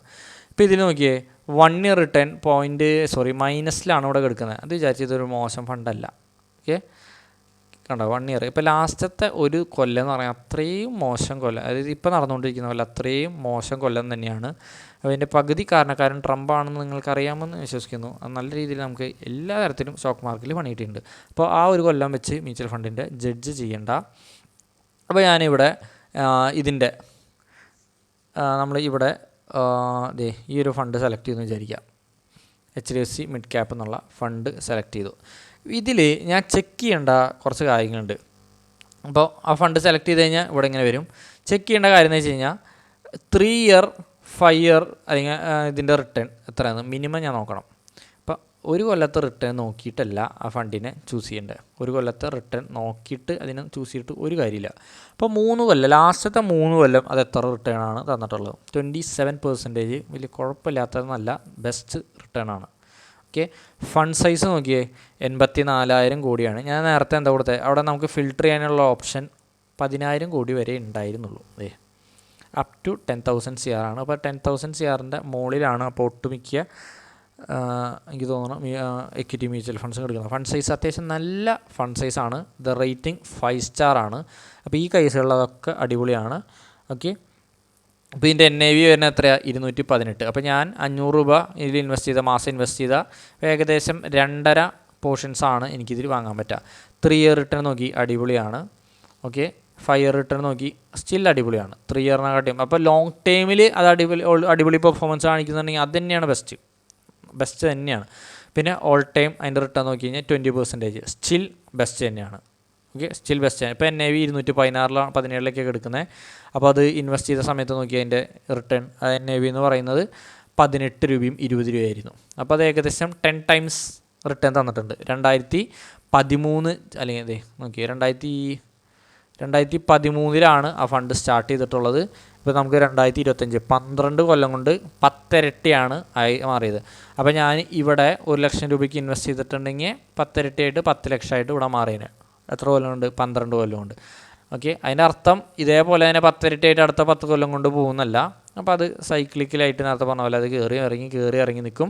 എന്നാലും ആവറേജ് റിട്ടേൺ നമുക്ക് 20% തരാനുള്ള സാധ്യതയുണ്ട്.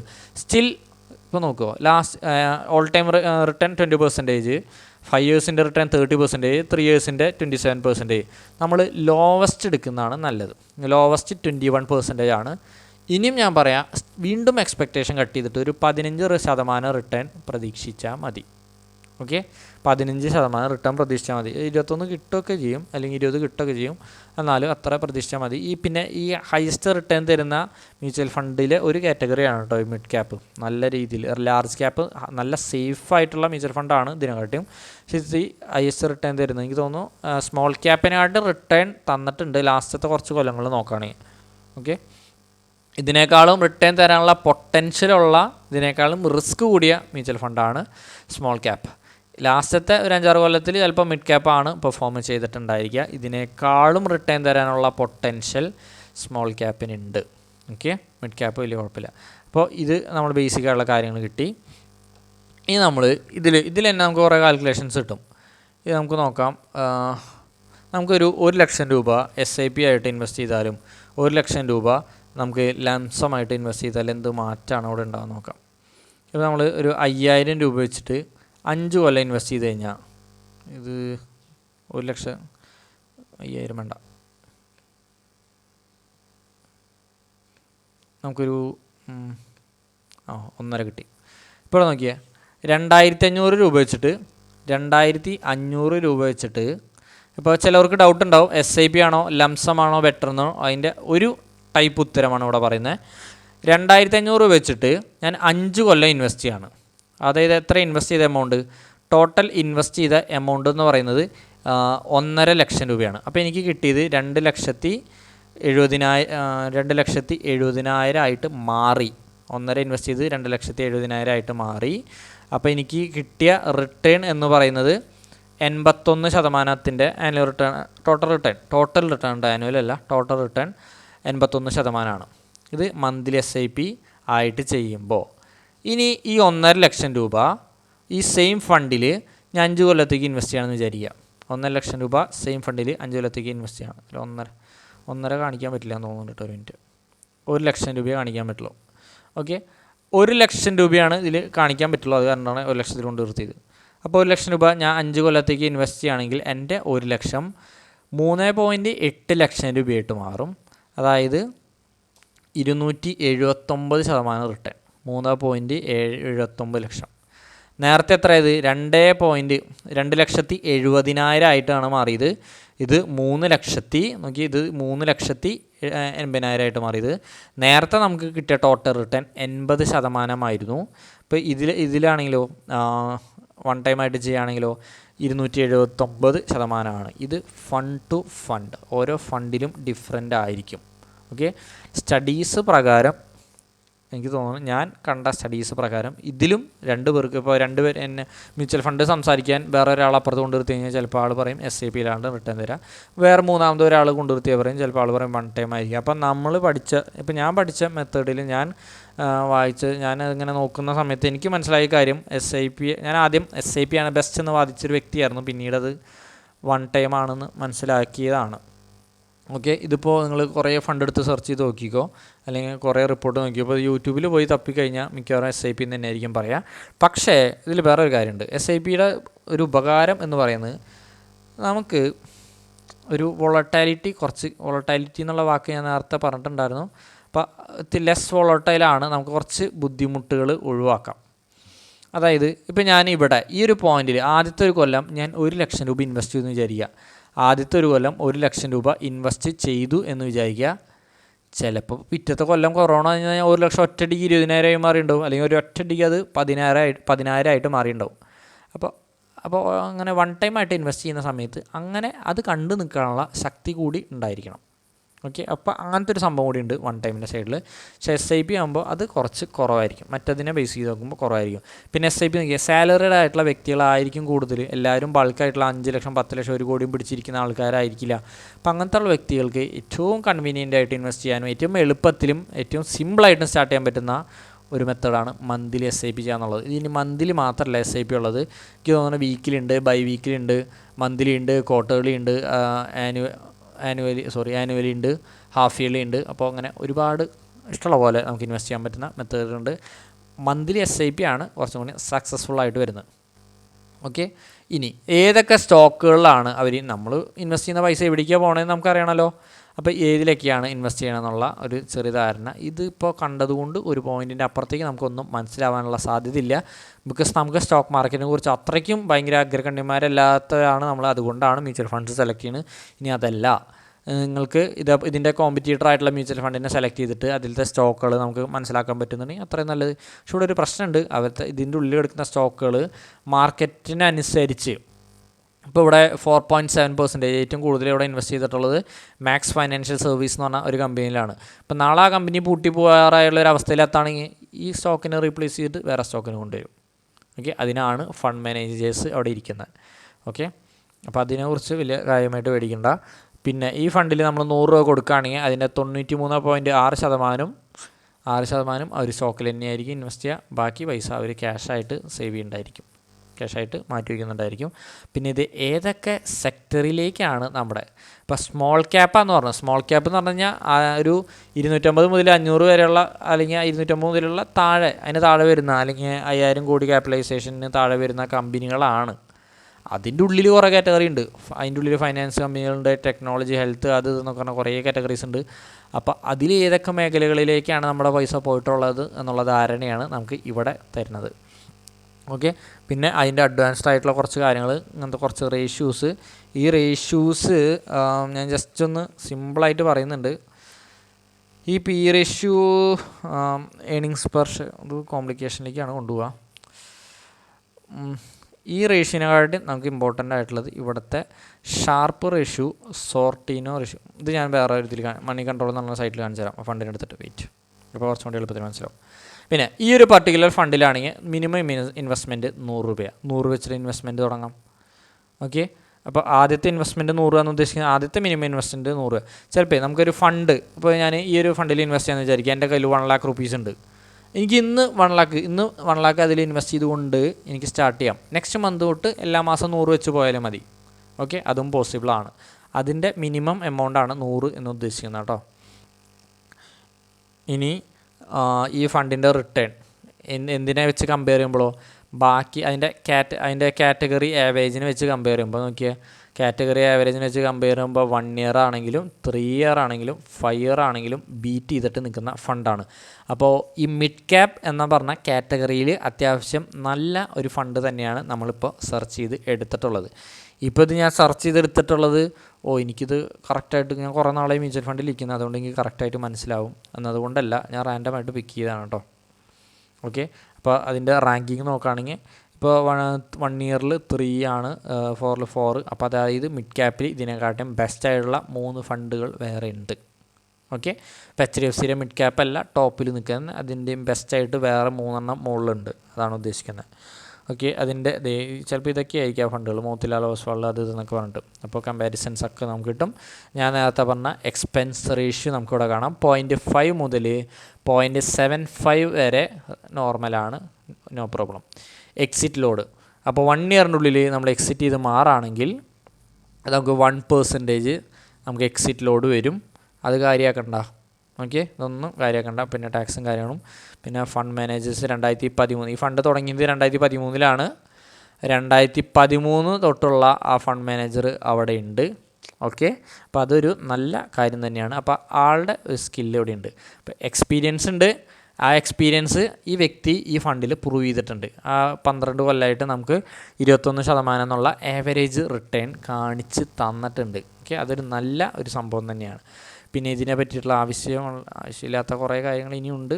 ഓക്കെ, ഇതൊക്കെ ഇവിടെ കിടക്കുന്നുണ്ട്. ഇനി വേറൊരു കാര്യം നോക്കി, ഗ്രോയിൻ്റെ ഉള്ളിലുള്ള സിമ്പിളായിട്ട് നമുക്ക് കുറേ കാര്യങ്ങൾ ഇതിൻ്റെ എടുക്കാം.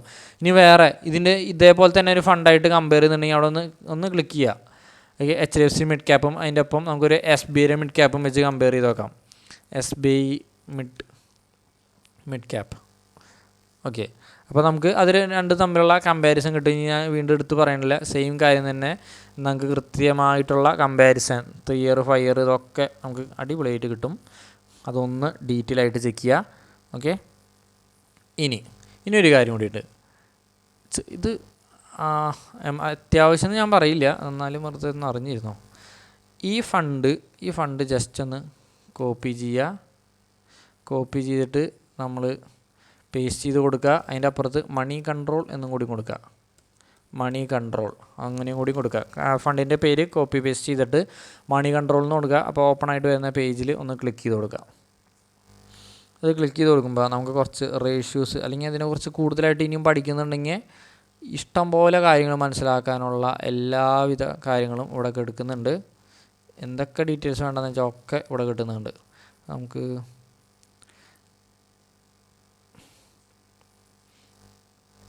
ഇതൊക്കെ ഇപ്പം ഞാനെടുത്ത് സ്കീം ഡീറ്റെയിൽസ് ആണ് എടുത്തത്, റിസ്ക് റേഷ്യൂസ് ആണ് എടുത്തത്.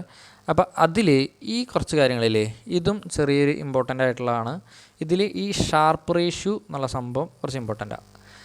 ഇപ്പോൾ നോക്കിയേ, ഇത് ശരിക്കും നമ്മൾ ഇതെന്താണെന്നൊന്ന് പഠിച്ചിരിക്കേണ്ട ആവശ്യമില്ല. കാരണം ഇതിവിടെ എഴുതി കാണിക്കുന്നുണ്ട് നമുക്ക് ഗുണമുള്ളതാണോ ഗുണമില്ലാത്തതാണോ എന്നുള്ളതൊക്കെ. ഓക്കെ, അപ്പോൾ ഇതിൽ ആദ്യത്തെ കേസ് സ്റ്റാൻഡേർഡ് ഡീവിയേഷൻ. ഈ അതിൻ്റെ ബെഞ്ച് മാർക്ക് ഇൻഡെക്സ് എന്ന് പറയും. ഞാൻ മിഡ് ക്യാപ്പ് ഫണ്ടാണ് എടുത്തിട്ടുള്ളത്. അപ്പം മിഡ് ക്യാപ്പ് ഫണ്ടിൻ്റെ അത് നല്ലതാണോ പൊട്ടയാണോ എന്ന് എങ്ങനെ കമ്പയർ ചെയ്യുന്നതെന്ന് വെച്ച് കഴിഞ്ഞാൽ മിഡ് ക്യാപ്പ് ഇൻഡെക്സ്, അതായത് മിഡ് ക്യാപ്പ് നിഫ്റ്റി അല്ലെങ്കിൽ മിഡ് ക്യാപ്പ് സെൻസെക്സ്, അപ്പം അതിൻ്റെ ബെഞ്ച് മാർക്ക് ഇൻഡെക്സ് ഏതാണോ അതുമായിട്ട് കമ്പയർ ചെയ്യുമ്പോഴുള്ള കാര്യങ്ങളാണ് ഇവിടെ കൊടുത്തിട്ടുണ്ടാവുക. അല്ലെങ്കിൽ അതാണ് കാറ്റഗറി ആവറേജ് അല്ലെങ്കിൽ ബെഞ്ച് മാർക്ക് ഇൻഡെക്സ് എന്നുള്ള രീതിയിൽ കൊടുത്തോ. അപ്പോൾ ഈ അതിൻ്റെ കാറ്റഗറി ആവറേജിൽ നിന്ന് എത്രത്തോളം ഫ്ലക്ച്വേഷൻസ് അത് കാണിക്കുന്നുണ്ട്. ഓക്കെ, ഇപ്പോൾ ഇത് നോർമലി അതിൻ്റെ കാറ്റഗറി ആവറേജ് എന്ന് പറയുന്നത് 13.5 എന്തിൻ്റെ സ്റ്റാൻഡേർഡ് ഡീവിയേഷൻ്റെ. അപ്പോൾ അതിനേക്കാൾ കുറവാണത്. ഓക്കെ, 13.5 സ്റ്റാൻഡേർഡ് ഡീവിയേഷൻ ആ കാറ്റഗറി ആവറേജിലത്തെ സ്റ്റാൻഡേർഡ് ഡീവിയേഷൻ 13.5. അപ്പോൾ അതിനേക്കാൾ കുറവാണ്. സ്റ്റാൻഡേർഡ് ഡീവിയേഷൻ എന്താ കാണിക്കുന്നത്, വോളട്ടൈൽ ആണോന്ന്. അപ്പോൾ കാറ്റഗറിയിലുള്ള ബാക്കി ഫണ്ടുകളെ വെച്ച് നോക്കുമ്പോൾ ഇത് ലെസ് വോളട്ടൈൽ ആണെന്ന് വെച്ച് കഴിഞ്ഞാൽ ബെറ്റർ ആണെന്നാണ്. ഓക്കെ, ഇനി അതിൻ്റെ ബീറ്റ വാല്യൂ കാണിക്കുന്നത്, അതതിൻ്റെ സെൻസിറ്റിവിറ്റിയാണ് കാണിക്കുന്നത്. ബീറ്റ വാല്യൂ 1 ആണെന്ന് വിചാരിക്കുക. അപ്പോൾ മിഡ് ക്യാപ്പ് എന്നുള്ള മ്യൂച്വൽ ഫണ്ടാണ് നമ്മൾ സെലക്ട് ചെയ്ത്. അപ്പോൾ മിഡ് ക്യാപ്പിൽ എങ്ങനെയാണ് മൂവ്മെൻറ്റ് വരുന്നത്, അതിൻ്റെ എക്സാക്റ്റ് മൂവ്മെൻറ്റ് വരും. ഓക്കെ, ബീറ്റ വാല്യൂ 1 ആണെങ്കിൽ അതിൻ്റെ ഇൻഡെക്സ് മൂവ് ചെയ്യുന്ന അതേപോലെ തന്നെ ഇത് മൂവ് ചെയ്യും. മിഡ് ക്യാപ്പ് അതിൻ്റെ ബീറ്റ വാല്യൂ ഗ്രേറ്റർ ദാൻ 1 ആണെന്ന് വിചാരിക്കുക. ഓക്കെ, ഗ്രേറ്റർ ദാൻ 1 ആണെങ്കിൽ ഇൻഡെക്സിനേക്കാൾ കൂടുതൽ വോളട്ടൈലായിരിക്കും. ബീറ്റ വാല്യൂ ഗ്രേറ്റർ ദാൻ 1 ആണെങ്കിൽ. ഇനി ബീറ്റ വാല്യൂ ലെസ് ദാൻ 1 ആണെങ്കിൽ അതിൻ്റെ ഇൻഡെക്സിനേക്കാളും ലെസ് വോളട്ടൈലായിരിക്കും. ഓക്കെ, അപ്പോൾ 1 താഴെ അല്ലെങ്കിൽ 1 വരുന്നത് ഓൾറെഡി ഓക്കെ ആണ്. പിന്നെ എക്സ്ട്രാ ഈ കാറ്റഗറി ആവറേജ്, കാറ്റഗറിയിലുള്ള ബാക്കി ഫണ്ടുകളെക്കാളും ലെസ് വോളട്ടൈലാണ് ഇവിടെ എഴുതി വെച്ചിട്ടുണ്ട്. അപ്പോൾ ഞാൻ നേരത്തെ പറഞ്ഞ ഡെഫിനീഷൻ്റെ ആവശ്യമില്ല, ഇവിടെ എഴുതി വായിച്ചാൽ മതി, ഒക്കെ പച്ചയിലത്തെ. ഓക്കെ, ഷാർപ്പ് റേഷ്യോ എന്ന് പറയുന്നത്, ഷാർപ്പ് റേഷ്യോ എപ്പോഴും കൂടുതൽ ആയിരിക്കണം. അതായത് അപ്പോൾ അങ്ങനെ പറയുകയാണെങ്കിൽ, ഫോർ എക്സാമ്പിൾ നമ്മളിപ്പോൾ മ്യൂച്വൽ ഫണ്ടിൽ അതിൻ്റെ ഒരു പോർഷൻ വാങ്ങുമ്പോൾ, ഒരു NAV കൊടുത്ത് അതിൻ്റെ പോർഷൻ വാങ്ങുമ്പോൾ നമ്മൾ ഓൾറെഡി റിസ്ക് അവിടെ എടുക്കുന്നുണ്ട്. അപ്പോൾ ഇത് ഉദ്ദേശിക്കുന്നത് how much extra return you are getting for every unit of the risk U taken. അതായത് നമ്മളിപ്പോൾ എടുക്കുന്ന ഓരോ NAVക്കും നമ്മൾ റിസ്ക്കാണ് എടുക്കുന്നത്. ഓരോ NAV വാങ്ങുന്നതിനനുസരിച്ച് അവിടെ റിസ്ക് തന്നെയാണ് എടുക്കുന്നത്. അപ്പോൾ ആ റിസ്ക് എടുക്കുന്നതിനുള്ള എത്ര എക്സ്ട്രാ റിട്ടേൺ നമുക്ക് കിട്ടുന്നുണ്ട് എന്നുള്ളതാണ് ഒരു തരത്തിൽ. ഫോർ എക്സാമ്പിൾ, ഇത് കറക്റ്റ് എക്സാമ്പിളല്ല, ജസ്റ്റ് ഇതിനു വേണ്ടി പറയുന്നതാണ്. ഇപ്പോൾ NAV 100 രൂപയാണെന്ന് വിചാരിക്കുക. അപ്പോൾ എല്ലാ ഫണ്ടിലും, മിഡ് ക്യാപ്പിലുള്ള എല്ലാ ഫണ്ടിലും 100 രൂപയാണ്. അപ്പോൾ കാറ്റഗറി ആവറേജ് വയ്ക്കുമ്പോൾ 1.05 ആണ്. അപ്പോൾ ഒരു NAVക്ക് എനിക്ക് അവിടെ എക്സ്ട്രാ കിട്ടാൻ പോകുന്നത് 1 രൂപ 5 പൈസയാണ്. ഓക്കെ, മറിച്ച് ഇതാണെങ്കിലോ 1 രൂപ 41 പൈസ കിട്ടും. അപ്പോൾ ആ റിസ്ക് എടുക്കുന്നതിനനുസരിച്ച് നമുക്ക് എത്ര എമൗണ്ട് എക്സ്ട്രാ കിട്ടും അല്ലെങ്കിൽ എത്ര എക്സ്ട്രാ റിട്ടേൺ കിട്ടും എന്നുള്ളതാണ് നമുക്ക് ഇവിടെ കാണിച്ചു തരുന്നത്. ഓക്കെ, പിന്നെ ഈ 2 സംഭവം നമുക്ക് ആവശ്യമുള്ളതല്ല, ഇത് ഞാൻ ഓർത്തിരിക്കുന്നുമില്ല, അത് കാരണം കൊണ്ട്. ഓക്കെ, അപ്പോൾ നമ്മൾ മ്യൂച്വൽ ഫണ്ട് സെലക്ട് ചെയ്യുന്ന സമയത്ത് നോക്കേണ്ട കാര്യങ്ങൾ ഇതൊക്കെയാണ്. ഇത് കൂടാതെ വേറെ ഒരു കാര്യം കൂടി നോക്കാനുണ്ട്. പക്ഷെ ഇത് വലിയ പ്രശ്നക്കാരനല്ല ഇപ്പോൾ. ഇത് നമ്മളെല്ലാത്തിലും നോക്കിയേ ഡയറക്റ്റ് എന്നാണ് കാണുന്നുള്ളൂ. എല്ലാം ഡയറക്റ്റാണ്. ഈ ഡയറക്റ്റ് മാത്രമല്ല, റെഗുലർ എന്നുള്ള കാറ്റഗറി ഉണ്ട്. എനിക്ക് തോന്നുന്നത് ഇവർ ഇങ്ങനെ കാണിക്കുന്നില്ല എന്നുകൊണ്ട്. ഇപ്പോൾ ഡയറക്റ്റ് മ്യൂച്വൽ ഫണ്ട് ഉണ്ട്, റെഗുലർ എന്ന് പറഞ്ഞ മ്യൂച്വൽ ഫണ്ട് ഉണ്ട്. അപ്പോൾ ഡയറക്റ്റ് എന്ന് ഉദ്ദേശിക്കുന്നത് അവിടെ ഡിസ്ട്രിബ്യൂട്ടർ കമ്മീഷൻ ഉണ്ടാവില്ല, അവിടെ എക്സ്പെൻസ് റേഷ്യോ കുറവായിരിക്കും. ഓക്കെ, അതേപോലെ തന്നെ നമുക്ക് NAV കുറച്ച് കൂടുതൽ വയ്ക്കാൻ നോക്കണ്ട. ഡിസ്ട്രിബ്യൂഷൻ ഇപ്പോൾ ഗ്രോ എന്നുള്ള ആപ്പ് യൂസ് ചെയ്തിട്ടാണല്ലോ നമ്മൾ ഇതെടുക്കുന്നത്. അപ്പോൾ വേറെ കമ്മീഷനായിട്ട് എക്സ്ട്രാ എമൗണ്ട് പിടിക്കുന്നില്ല, ഡയറക്റ്റാണ് എടുക്കുന്നതെങ്കിൽ അതിനർത്ഥം നമ്മൾ ഫണ്ട് ഹൗസ് അല്ലെങ്കിൽ അസറ്റ് മാനേജ് കമ്പനിയിൽ നിന്ന് നമ്മൾ ഡയറക്റ്റായിട്ട് വാങ്ങുന്ന എന്നുള്ള രീതിയിലാണ് കാണിക്കുക. ഓക്കെ, അതിൻ്റെ ഇടയിൽ ഒരാളില്ലാത്ത പോലെയാണ് കാണിക്കുക. പിന്നെ റെഗുലർ മ്യൂച്വൽ ഫണ്ട് ആണെങ്കിൽ ഡയറക്റ്റിന് പകരം അവിടെ റെഗുലർ എന്ന് കെടുക്കുന്നുണ്ടെങ്കിൽ അതിനർത്ഥം വിത്ത് കമ്മീഷൻ. അപ്പോൾ നമ്മൾ അത് കമ്മീഷനായിട്ട് ചിലപ്പോൾ 1% അല്ലെങ്കിൽ 1.5% എക്സ്ട്രാ വരും. ഈ ഇപ്പോൾ 1 കോടിയായി മാറുമ്പോൾ ഈ 1% എന്ന് പറയുമ്പോൾ 1 ലക്ഷം 1.5 ലക്ഷമായിട്ട് മാറും. അത് കൊടുക്കേണ്ട ആവശ്യമില്ല, അതൊരു എക്സ്ട്രാ പൈസയാണ്, അത് കൊടുക്കേണ്ട ആവശ്യമില്ല. അത് കൊടുത്തുകൊണ്ട് കുഴപ്പമില്ല എന്നുണ്ടെങ്കിൽ കൊടുക്കുന്നതുകൊണ്ട് കുഴപ്പമില്ല. പിന്നെ അവിടെ എക്സ്പെൻസ് റേഷ്യോ കൂടുതലായിരിക്കും റെഗുലർ ആകുമ്പോൾ. ഓക്കെ, നമുക്കൊന്ന് റെഗുലർ ഫണ്ടിൽ വല്ലതും ഉണ്ടോ എന്ന് ഞാൻ നോക്കിയോട്ടെ.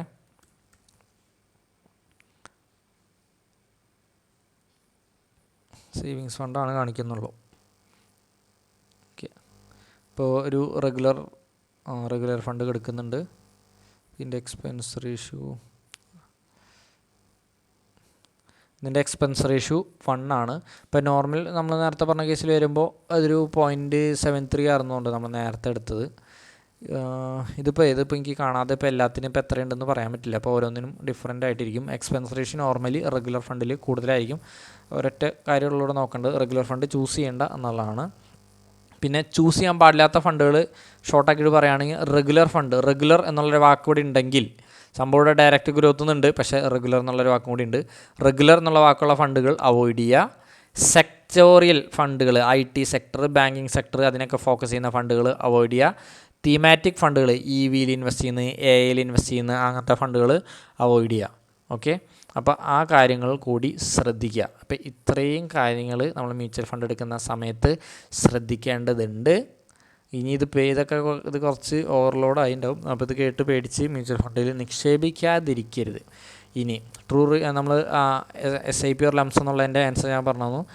പിന്നെ മ്യൂച്വൽ ഫണ്ട് എപ്പോഴും വർക്ക് ചെയ്യുക ലോങ് ടൈമിലേക്ക് തന്നെ ആയിരിക്കും. ഓക്കെ, അപ്പോൾ ലോങ് ടൈമിലേക്ക് നിക്ഷേപിക്കാനുള്ള ഒരു മൈൻഡ് സെറ്റ് ഉണ്ടെങ്കിൽ കൂടി മാത്രം മ്യൂച്വൽ ഫണ്ടിലേക്ക് പോവുക. ഇനി ഇതിലൊന്നും ഇൻവെസ്റ്റ് ചെയ്യാൻ അത്രയും റിസ്ക് എടുക്കാൻ താല്പര്യമില്ലാത്തവരെന്താ ചെയ്യേണ്ടതെന്ന് വെച്ച് കഴിഞ്ഞാൽ ഗോൾഡിൻ്റെ മ്യൂച്വൽ ഫണ്ട് വേണമെങ്കിൽ സെലക്ട് ചെയ്യാം.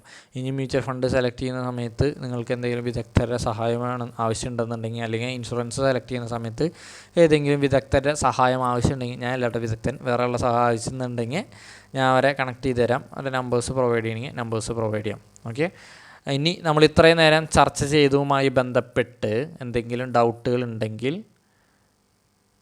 എത്ര പെർസെൻറ്റേജാണ് എക്സ്ട്രാ റിട്ടേൺ ചോദിച്ചു കഴിഞ്ഞാൽ, ശരിക്കും പറഞ്ഞാൽ FDയുടെ മുകളിലതൊക്കെ അടിപൊളിയാണ്. എന്നാലും 12%, 15% നല്ല റിട്ടേൺ ആയിട്ട് എനിക്ക് കരുതുക. ഞാൻ നേരത്തെ കാണിച്ചു തന്ന മിഡ് ക്യാപ് മ്യൂച്വൽ ഫണ്ട് നമുക്ക് 21% ആണ്. അത് അഗ്രസീവ് റിട്ടേൺ ആയിട്ടാണ് കരുതുക, അല്ലെങ്കിൽ ഭയങ്കര ഹൈ റിട്ടേൺ ആയിട്ട് ഞാൻ കരുതുക. 40% റിട്ടേൺ തരുന്ന ഫണ്ടുകളും ഉണ്ട്. കോണ്ടിൻ്റെ ഒക്കെ മ്യൂച്വൽ ഫണ്ടൊക്കെ 40% ആയിരുന്നു തന്നിട്ടുണ്ടായിരുന്നത്. അതൊക്കെ ഭയങ്കര ഫേമസാണ്. ഓക്കെ, അപ്പോൾ മ്യൂച്വൽ ഫണ്ട് അത്ര ചെറിയൊരു സ്ഥലമൊന്നുമല്ല. പിന്നെ ശ്രദ്ധിക്കുക, മ്യൂച്വൽ ഫണ്ട് സ്റ്റാർട്ട് ചെയ്തിട്ട് ആദ്യത്തെ 7 കൊല്ലത്തിൻ്റെ ഉള്ളിൽ എനിക്ക് തോന്നുന്നു മോർ ദാൻ 50% ആളുകളും എക്സിറ്റായി പോകുന്നുണ്ട്. അപ്പോൾ അത് മനസ്സിൽ കാണാം. ഇത് എപ്പോഴും ഓട്ടോമാറ്റഡ് പേയ്മെൻറ്റ്സ് പോകുന്ന തരത്തിൽ വേണം നിങ്ങൾ അത് സെറ്റ് ചെയ്ത് വെക്കാൻ. എങ്ങനെയാണ് ഗ്രോയിൽ ഒരു മ്യൂച്വൽ ഫണ്ട് എടുക്കേണ്ടതെന്നുള്ളതിൻ്റെ ഒരു ചെറിയ വീഡിയോ ഞാൻ ഗ്രൂപ്പിൽ ഇട്ടിട്ടുണ്ടായിരുന്നു. പിന്നെ ഇതിന് ശേഷം എന്തെങ്കിലും ഡൗട്ട്സ് വരുന്നുണ്ടെങ്കിൽ ഗ്രൂപ്പിൽ ചോദിച്ചോളൂ, പറഞ്ഞുതരാം. പേഴ്സണലി ചോദിക്കുകയാണെങ്കിൽ പേഴ്സണലി ചോദിക്കാം, ഇപ്പോൾ ചോദിക്കുകയാണെങ്കിൽ ഇപ്പോൾ ചോദിക്കാം, പറയാം, പറ്റുന്നതൊക്കെ എന്തെങ്കിലും പറയാം. പറഞ്ഞോളൂ. നമുക്ക് എല്ലാ മാസവും ഫിക്സ് 5 വർഷത്തേക്ക് ഇടുകയാണെങ്കിൽ എല്ലാ മാസവും ഫിക്സഡ് ആയിട്ട് ഇപ്പോൾ 7% ആണെങ്കിൽ ആ 7% മാത്രമേ നമുക്ക് എല്ലാ വർഷവും കിട്ടുള്ളൂ. അതെ, ഈ 7% അല്ല, ഈ 7% വേരിയേഷൻ വരും. അത് ഇന്ത്യയിലെ ഇൻട്രസ്റ്റ് റേറ്റ് അനുസരിച്ചിട്ടുള്ള ഒരു ഇതാണ് പറഞ്ഞത്. 7 ആണ്. ഇപ്പോൾ സീനിയർ സിറ്റിസണ് അത് 8.6 പോകുന്നുണ്ട്. ഇനി 9 തരുന്ന ബാങ്കുകളും ചിലപ്പോൾ ഉണ്ടാവാം. അത് ഇപ്പോൾ അങ്ങനെയാണ്, ചിലപ്പോൾ അടുത്ത കൊല്ലം മാറാം. എന്നാലും വലിയ ചേഞ്ച് എന്തായാലും പ്രതീക്ഷിക്കേണ്ട എന്നാണ് ഉദ്ദേശിച്ചത്. തീർച്ചയായിട്ടും. FDയിൽ ആ ഒരു റിട്ടേൺ മാത്രമാണ് വരുന്നത്.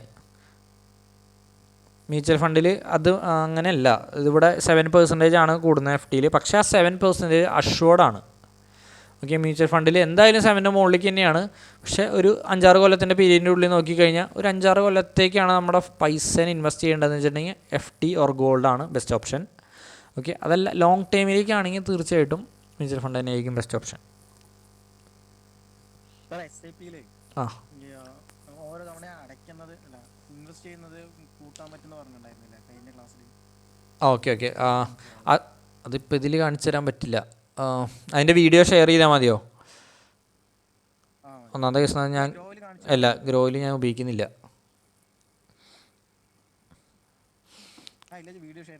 വീഡിയോ ഷെയർ ചെയ്യാം. ഓക്കെ, യാതൊരു കാര്യം പറയാൻ മറന്നു. ഇപ്പോൾ നമ്മളിപ്പോൾ 500 രൂപയിലാണെങ്കിൽ 100 രൂപയിലാണ് സ്റ്റാർട്ട് ചെയ്യുന്നതെങ്കിലും നമ്മൾ സ്റ്റെപ്പ് SIP ചെയ്യാൻ ശ്രമിക്കുക.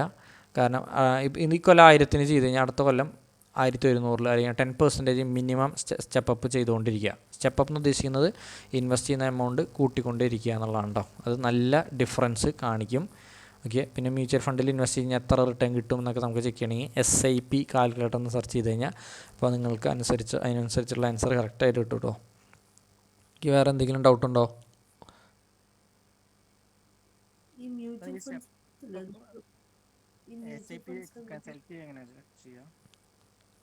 SIP സെലക്ട് ചെയ്യാനാണോ? സ്റ്റെപ്പ് അപ്പ് നമ്മൾ അത് ഒന്നാമത് ചിലപ്പോൾ ചില ആപ്പുകളിൽ നമ്മൾ ഇൻവെസ്റ്റ് ചെയ്യുന്ന സമയത്ത് അവിടെ ഒരു ഓപ്ഷൻ ഉണ്ടാവും.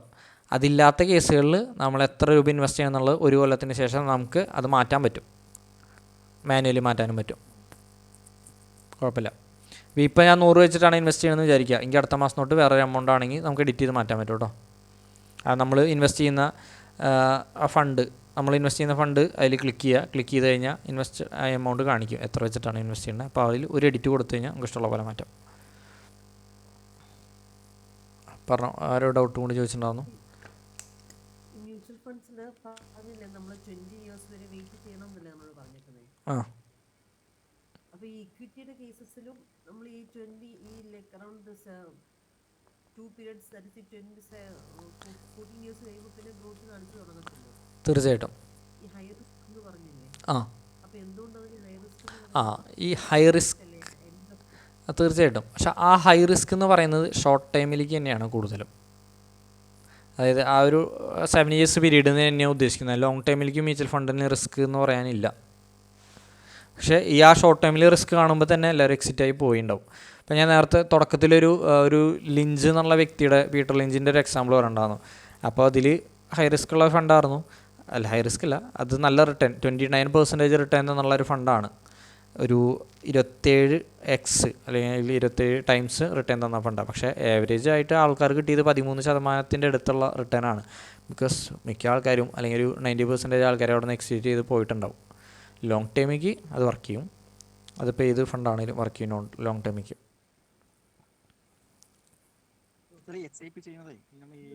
ഒന്നിക്ക് മാത്രമായിട്ട് ചെയ്യണോ നല്ലതാ 4-5 ഫണ്ടുകൾ? അത് നല്ലൊരു ചോദ്യമാണ്. അതായത് ഇപ്പോൾ നമ്മുടെ 500 രൂപ 1000 രൂപയ്ക്കുള്ളൂ എന്ന് വിചാരിക്കുക. അങ്ങനെയാണെങ്കിൽ ഒറ്റ ഫണ്ട് മാത്രം ചൂസ് ചെയ്യുക.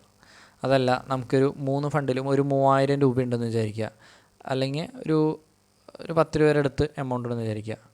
അതിൽ 3 ഫണ്ട് സെലക്ട് ചെയ്യുന്നത് ബെറ്റർ ആയിരിക്കും. ലാർജ് ക്യാപ്പ്, മിഡ് ക്യാപ്പ്, ഇത് 3 ഫണ്ടിലേക്ക് ഇൻവെസ്റ്റ് ചെയ്യാനുള്ള പൈസ ഉള്ളവരെ കേസാണ് ഞാൻ പറഞ്ഞത്. ഇതിൽ 60% പോകേണ്ടത് ലാർജ് ക്യാപ്പിലേക്കാണ്. 60% പോകേണ്ടത് ലാർജ് ക്യാപ്പിലേക്കാണ്. ഓക്കെ, ഇനി ഈ സ്റ്റോക്കിന് ഇൻവെസ്റ്റ് ചെയ്യാനായി താല്പര്യമില്ലാത്ത അവർക്കാണെങ്കിൽ അത് പോകേണ്ടത് ഗോൾഡിലേക്കോ ഡെറ്റിലേക്കോ ആയിരിക്കും. അല്ലെങ്കിൽ നമുക്ക് ഡെറ്റ് കൊടുക്കാം. 60% പോകേണ്ടത് ഡെറ്റിലേക്കായിരിക്കും. ഇനി ഈ 30% പോകേണ്ടത് മിഡ് ക്യാപ്പിലേക്കായിരിക്കും. 30% പോകേണ്ടത് മിഡ് ക്യാപ്പിലേക്കായിരിക്കും. ഇവിടെ ഡെറ്റിന് പകരം അത് ഗോൾഡ് ഓർ സിൽവർ എന്ന് കൊടുക്കാം. ഗോൾഡിൻ്റെ അല്ലെങ്കിൽ സിൽവറിൻ്റെ ETF പോകാം. ഇനി ഇതിൽ സ്മോൾ ക്യാപ്പിലേക്ക് പോകേണ്ടത് വെറും 10% ആണ്. ഓക്കെ, ഇങ്ങനെയാണ് ഒരു അലോക്കേഷൻ. ഫേമസ് ആയിട്ടുള്ള അലോക്കേഷൻ ഇതാണ്. ഓക്കെ, ഈ കേസിൽ വേണമെങ്കിൽ നമുക്കിവിടെ ഇൻഡെക്സ് ഫണ്ടുകൾ കൊടുക്കാം. ഇൻഡെക്സ് ഫണ്ടുകൾ ഓക്കെ, അതിലൊട്ടും താല്പര്യമില്ലെങ്കിൽ സ്റ്റിൽ ഗോൾഡ് ഓർ സിൽവർ വെച്ച് അഡ്ജസ്റ്റ് ചെയ്യാം. അല്ലെങ്കിൽ ഇത് 50-50 അല്ലെങ്കിൽ അങ്ങനത്തെ രീതിയിലേക്ക് പോകാം. ഓക്കെ, ഇങ്ങനെയാണ് അലോക്കേഷൻ വരുന്നത്. പക്ഷേ ഇപ്പോഴും നമുക്ക് പേഴ്സണൽ ചോയ്സാണ് നമുക്ക് എത്രത്തോളം റിസ്ക് എടുക്കാൻ താല്പര്യമുണ്ട് എന്നുള്ളത്. പിന്നെ ഇനിയും ഇൻവെസ്റ്റ് ചെയ്യാൻ താല്പര്യം, ഇപ്പോൾ എനിക്ക് 2 മ്യൂച്വൽ ഫണ്ടിൽ ഇൻവെസ്റ്റ് ചെയ്യണം, അത് രണ്ടും ലാർജ് ക്യാപ്പിൽ മാത്രമായിട്ട് ഇൻവെസ്റ്റ് ചെയ്യുന്നത് അത്ര നല്ല ഒരു ചോയ്സ് അല്ല. 2 ഇൻവെസ്റ്റ് ചെയ്യണമെങ്കിൽ ഒരു ലാർജും ഒരു മിഡും ചെയ്യുക, അല്ലെങ്കിൽ ഒരു ഡെറ്റും ഒരു ഗോൾഡും ചെയ്യുക. മൂന്നാമത്തെ ഒരു ഓപ്ഷൻ വരുന്ന സമയത്താണ് സ്മോൾ ക്യാപ്പ് ചൂസ് ചെയ്യുന്നത്. ഇനി നിങ്ങളൊരു 27-25 വയസ്സിൻ്റെ ഉള്ളിൽ പെട്ട ഒരു വ്യക്തിയാണെങ്കിൽ, അല്ലെങ്കിൽ 30-ന് താഴെയുള്ള വ്യക്തിയാണെങ്കിൽ ഈ റേഷ്യോ കുറച്ച് അഡ്ജസ്റ്റ് ചെയ്യുക നല്ലതായിരിക്കും. അല്ലെങ്കിൽ 3ഉം ഒരേപോലെ ഇൻവെസ്റ്റ് ചെയ്താലും കുഴപ്പമില്ല, സ്മോൾ ക്യാപ്പിൽ കുറച്ച് കൂടുതൽ കൊടുത്താലും കുഴപ്പമില്ല. അത് പ്യുവർലി ബേസ്ഡ് ഓൺ റിസ്ക് തന്നെയാണ്. ഓക്കെ, പക്ഷേ ഇത് ഒരു വൈഡ്ലി ആക്സെപ്റ്റഡ് ആയിട്ടുള്ള ഒരു സംഭവമാണ് കേട്ടോ, 60-30-10% എന്ന് പറയുന്നത്. ഇനി നമ്മളിപ്പം ഇൻ കേസ് ഫസ്റ്റ് ഇയർ 10,000 ഒരു മ്യൂച്വൽ ഫണ്ട് ഇൻവെസ്റ്റ് ചെയ്തോന്ന് വിചാരിക്കുക ലംസമായിട്ട്. ഓക്കെ, അപ്പോൾ സെക്കൻഡ് ഇയർ ആയപ്പോൾ നമ്മുടെ കയ്യിൽ ഒരു 10,000 ഉണ്ട്. അപ്പോൾ നമ്മൾ ആലോചിക്കുക സ്പ്ലിറ്റ് ചെയ്ത് വേറെ എന്തെങ്കിലേക്ക് 5,000 ഇട്ടിട്ട് ഇതിലേക്ക് 5,000 ഇടണം, അല്ലെങ്കിൽ മൊത്തത്തിൽ ഇതിലേക്ക് ഇടണോ? അപ്പം എന്താ ചെയ്യുക ആ ടൈമിൽ? നമ്മൾ ലംസമായിട്ട് ഓൾറെഡി ഒരു മ്യൂച്വൽ ഫണ്ടിൽ ഇൻവെസ്റ്റ് ചെയ്യുന്നുണ്ട്, ആ സെയിം മ്യൂച്വൽ ഫണ്ടിൽ തന്നെ SIP ചെയ്യണമെന്നാണോ ചോദ്യം? അതിൽ ചെയ്യണോ, അല്ലെങ്കിൽ പുതിയത് ഒരെണ്ണം തുടങ്ങിയിട്ട് അതിലും കൂടെ സ്പ്ലിറ്റ് ചെയ്ത് ഇടണോ, അല്ലെങ്കിൽ ഫുൾ എമൗണ്ട് അല്ല, അതിൽ അത് വേറൊരു ഫണ്ടിലേക്ക് ചെയ്യുന്നതായിരിക്കും നല്ലത്. എപ്പോഴും ഡൈവേഴ്സിഫൈ ചെയ്യാൻ ഉദ്ദേശിക്കുക. ഇപ്പോൾ വാരൻ ബഫറ്റ് പറഞ്ഞിട്ടില്ലേ, don't put all eggs in same basket, അതേപോലെ തന്നെ അത് ഡൈവേഴ്സിഫൈ ചെയ്ത് മറ്റൊരു ഫണ്ടിൽ നിക്ഷേപിക്കുന്നതായിരിക്കും നല്ലത്. മറ്റൊരു ഫണ്ടിൽ നിക്ഷേപിക്കുമ്പോൾ ഓൾറെഡി ലംസം ചെയ്ത് വെച്ച അതേ കാറ്റഗറി ആവാതിരിക്കട്ടെ. ഓക്കെ, വേറെ തന്നെ ആയിരിക്കും നല്ലത്. അതിൻ്റെ അർത്ഥം പുതിയതായിട്ട് നിക്ഷേപിക്കുന്ന ഫണ്ട് ഭയങ്കരമായിട്ട് ഗ്രോ ചെയ്യുമെന്നല്ല, രണ്ടും ഒരുമിച്ച് ഫോളോ ആവരുത്. റിസ്ക് ഡൈവേഴ്സിഫൈ ചെയ്യുക എന്നതാണ് അർത്ഥം.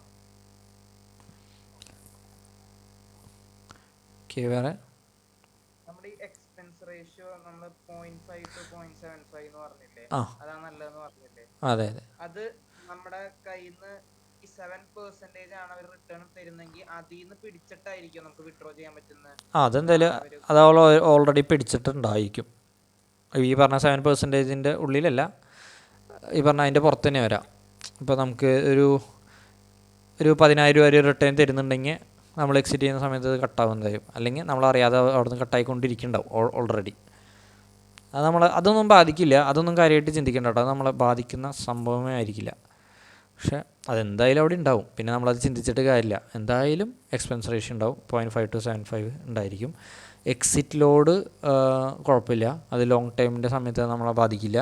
പക്ഷേ എക്സ്പെൻസ് റേഷ്യോ എന്ന് പറയുന്നത് 2% അല്ലെങ്കിൽ 1% ആ റേഞ്ചിലേക്ക് പോകാതിരിക്കുക എന്നുള്ളതാണ്. നമ്മൾ ഈ 5 വർഷത്തോട്ട് ഇൻവെസ്റ്റ് ചെയ്യില്ലേ, ഈ 5 വർഷം കഴിഞ്ഞിട്ട് എന്തെങ്കിലും സംഭവിക്കുക, അത് നമ്മുടെ അക്കൗണ്ടിലോട്ട് ട്രാൻസ്ഫർ ആകണോ? അല്ല, അത് ഇപ്പോൾ നമ്മളൊരു സ്റ്റോക്ക് വാങ്ങിക്കഴിഞ്ഞാൽ നമ്മൾ ഡിമാറ്റിലായിരിക്കില്ല സൂക്ഷിക്കുക, അതേപോലെ ഇതും അങ്ങനെ തന്നെയായിരിക്കും സൂക്ഷിക്കുക. അപ്പോൾ നമ്മൾ തന്നെ എക്സിറ്റ് ചെയ്ത് നമ്മൾ എന്താ പറയുക, തന്നെ അത് എക്സിറ്റായിട്ട് ക്യാഷായിട്ട് മാറില്ല. ഇത് NAV നമ്മൾ ഓരോ യൂണിറ്റുകൾ വാങ്ങാമെന്ന് പറഞ്ഞില്ലേ, NAV കൊടുത്ത് അത്രയും യൂണിറ്റുകൾ നമ്മളുടെ ഡിമാറ്റിൽ ഉണ്ടായിരിക്കും അവിടെ. ഓക്കെ, അത് നമ്മൾ ക്യാഷാക്കി മാറ്റണം. നമുക്ക് രണ്ടാമത് നമ്മൾ എക്സിറ്റ് ചെയ്യണം, എന്നാലാണ് അത് ക്യാഷാവുള്ളൂ. അത് ഒറ്റയടിക്ക് സ്റ്റോക്ക് എക്സിറ്റ് ചെയ്ത് പൈസ ആണോ പോലെ ആവില്ല, ചിലപ്പോൾ 1 ദിവസം 2 ദിവസമൊക്കെ എടുക്കും. ഞാൻ പറയുകയാണെങ്കിൽ നിങ്ങൾ ഇങ്ങനത്തെ കാര്യങ്ങളിൽ ഒരിക്കലും വ്യാകുലരാവരുത്, കാരണം ഇത് നമുക്ക് സിമ്പിളായിട്ട് ചെയ്യാൻ പറ്റും. നമ്മൾ എങ്ങനെ എത്രയും പെട്ടെന്ന് സ്റ്റാർട്ട് ചെയ്യാം, എങ്ങനെ മ്യൂച്വൽ ഫണ്ടിൽ ഒരു എമൗണ്ട് കണ്ടിന്യൂസ് ആയിട്ട് ഇൻവെസ്റ്റ് ചെയ്തുകൊണ്ടിരിക്കുക. പിന്നെ മ്യൂച്വൽ ഫണ്ട് ഞാൻ നേരത്തെ പറഞ്ഞു, ഷോർട്ട് ടൈം ഗോൾസിന് വേണ്ടിയിട്ട് മ്യൂച്വൽ ഫണ്ടിൽ ഇൻവെസ്റ്റ് ചെയ്തിരുന്നത്. അപ്പോൾ ഏത് ഗോൾസിന് വേണ്ടിയാണ് ഇൻവെസ്റ്റ് ചെയ്യണമെന്ന് ചോദിച്ചു കഴിഞ്ഞാൽ, ഇപ്പോൾ ഞാൻ നാളെ ഒരു കല്യാണം കഴിച്ചു, നാളെ എനിക്കൊരു കുട്ടി ജനിക്കുകയാണ്, ഒരു പെൺകുട്ടിയോ ആൺകുട്ടിയോ ജനിക്കുകയാണ്. അപ്പോൾ ആ വ്യക്തിക്ക് വേണ്ടിയിട്ടാണ് ഞാൻ ഒരു എക്സാമ്പിളാണ്, ആ വ്യക്തിക്ക് വേണ്ടിയിട്ടാണ് ഞാൻ മ്യൂച്വൽ ഫണ്ട് സ്റ്റാർട്ട് ചെയ്യുന്നത്.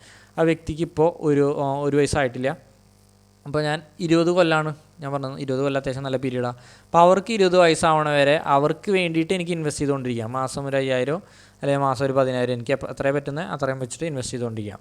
അത് ഇൻവെസ്റ്റ് ചെയ്ത് കഴിഞ്ഞാൽ 20 കൊല്ലാകുമ്പോൾ എനിക്കറിയാം നല്ലൊരു എമൗണ്ടായിട്ട് മാറും, അത് 1 കോടി 2 കോടിയായിട്ട് മാറും. ആദ്യത്തെ കാര്യം എന്ന് വെച്ച് കഴിഞ്ഞാൽ ഇപ്പോൾ ഉള്ള 1 കോടി രൂപ വാല്യൂ ആയിരിക്കില്ല അന്നത്തെ 1 കോടി രൂപ. ഓക്കെ, രണ്ടാമത്തെ കാര്യം എന്ന് വെച്ച് കഴിഞ്ഞാൽ ഇപ്പോൾ ഉള്ള വിദ്യാഭ്യാസ ചിലവുകളല്ല അപ്പത്തെ വിദ്യാഭ്യാസ ചിലവ്. വിദ്യാഭ്യാസ ചിലവുകളുടെ ഇൻഫ്ലേഷൻ ഇപ്പോൾ ഒരു 11% 14% ഒക്കെയാണ്. നമ്മളുടെ ഡെയിലി ലൈഫിൽ ആവശ്യമുള്ള സാധനങ്ങളുടെ ഇൻഫ്ലേഷൻ 6-7%, വിദ്യാഭ്യാസ ചിലവുകളുടെ ഇൻഫ്ലേഷൻ അതിൻ്റെ ഡബിളാണ്. അപ്പോൾ ഇന്ന് ഒരു എഞ്ചിനീയറിങ്ങിനോ ഒരു മെഡിസിനോ ചേർത്താൻ 50 ലക്ഷം വേണമെന്ന് വിചാരിക്കുക. മെഡിസിന് സീറ്റിന് വാങ്ങിച്ചു കൊടുക്കണമെന്നുണ്ടെങ്കിൽ എല്ലാവരും പ്രൈവറ്റ് പോയി പഠിക്കുക എന്നല്ല ഞാൻ പറയുന്നത്, ഒരു എക്സാമ്പിളായിട്ട് എടുക്കുക. 50 ലക്ഷമാണ്, അല്ലെങ്കിൽ പുറത്ത് പോയിട്ട് പഠിക്കാൻ 20 ലക്ഷമാണ് ചിലവെന്നുണ്ടെങ്കിൽ 10-20 കൊല്ലം കഴിയുമ്പോൾ 20 ലക്ഷം എന്ന് പറയുന്നത് ചിലപ്പോൾ വലിയ 60 ലക്ഷം 1 കോടിയായിട്ട് മാറിയിട്ടുണ്ടാവും. ഓക്കെ, 60 ലക്ഷം 1 കോടി രൂപയോ ആയിട്ട് മാറിയിട്ടുണ്ടായിരിക്കും.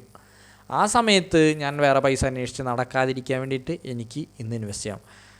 ഇപ്പോൾ ഞാൻ വേറൊരു ക്ലാസ്സിൽ പറഞ്ഞിട്ടുണ്ടായിരുന്നു, best time to plant a tree was 20 years ago, the second best time is now. അപ്പോൾ 20 കൊല്ലത്തിന് ശേഷം നമ്മൾ ചിന്തിക്കുന്നതിന് നല്ലത് ഇന്ന് ചിന്തിച്ച് ഇന്ന് സ്റ്റാർട്ട് ചെയ്യുക എന്നുള്ളതാണ്. ഇതൊരു എക്സാമ്പിളാണ് ഞാൻ പറഞ്ഞ ഈ എൻ്റെ മക്കളുടെ ജനിക്കാൻ പോകുന്ന അല്ലെങ്കിൽ ജനിച്ച എൻ്റെ മക്കളുടെ വിദ്യാഭ്യാസ ചെലവ്, അല്ലെങ്കിൽ 20 കൊല്ലത്തിന് ശേഷം അവരുടെ ബിസിനസ് ആവശ്യങ്ങൾക്ക് ഉപയോഗിക്കാം, അവരുടെ വിവാഹത്തിന് വേണ്ടിയിട്ട് നമുക്ക് മാറ്റി വയ്ക്കാൻ പറ്റും. അതും അല്ലെങ്കിൽ എനിക്ക് എൻ്റെ സ്വയം റിട്ടയർമെൻറ്റിന് വേണ്ടിയിട്ട് എനിക്ക് മ്യൂച്വൽ ഫണ്ടിൽ ഇൻവെസ്റ്റ് ചെയ്യാം. ഓക്കെ, അപ്പോൾ നമ്മൾ ലോങ് ടേം പ്ലാനുകൾക്ക് വേണ്ടിയിട്ട് ഇൻവെസ്റ്റ് ചെയ്യും. ഇനി മ്യൂച്വൽ ഫണ്ട് മാത്രമല്ല, നേരത്തെ ആരോ പറഞ്ഞ പോലെ NPS നാഷണൽ പെൻഷൻ സ്കീം എന്നുള്ളൊരിതുണ്ട്. എനിക്ക് ഇത്ര വയസ്സാകുമ്പോൾ കൃത്യമായിട്ട് പെൻഷൻ കിട്ടണമെങ്കിൽ NPS ഇൻവെസ്റ്റ് ചെയ്യാം. അപ്പോൾ നമുക്ക് ഒരുപാട് ഓപ്ഷൻസ് ഉണ്ട്. എങ്ങനെയെങ്കിലും ഇൻവെസ്റ്റ് ചെയ്യുക, ഏതെങ്കിലും ഒരു മെത്തേഡ് ഇൻവെസ്റ്റ് ചെയ്യുക, ഏറ്റവും മിനിമം ചെയ്യേണ്ട കാര്യം. ഓക്കെ, ഇനി എന്തായിരുന്നു, ഇനി എന്തെങ്കിലും ഡൗട്ട് ഉണ്ടോ?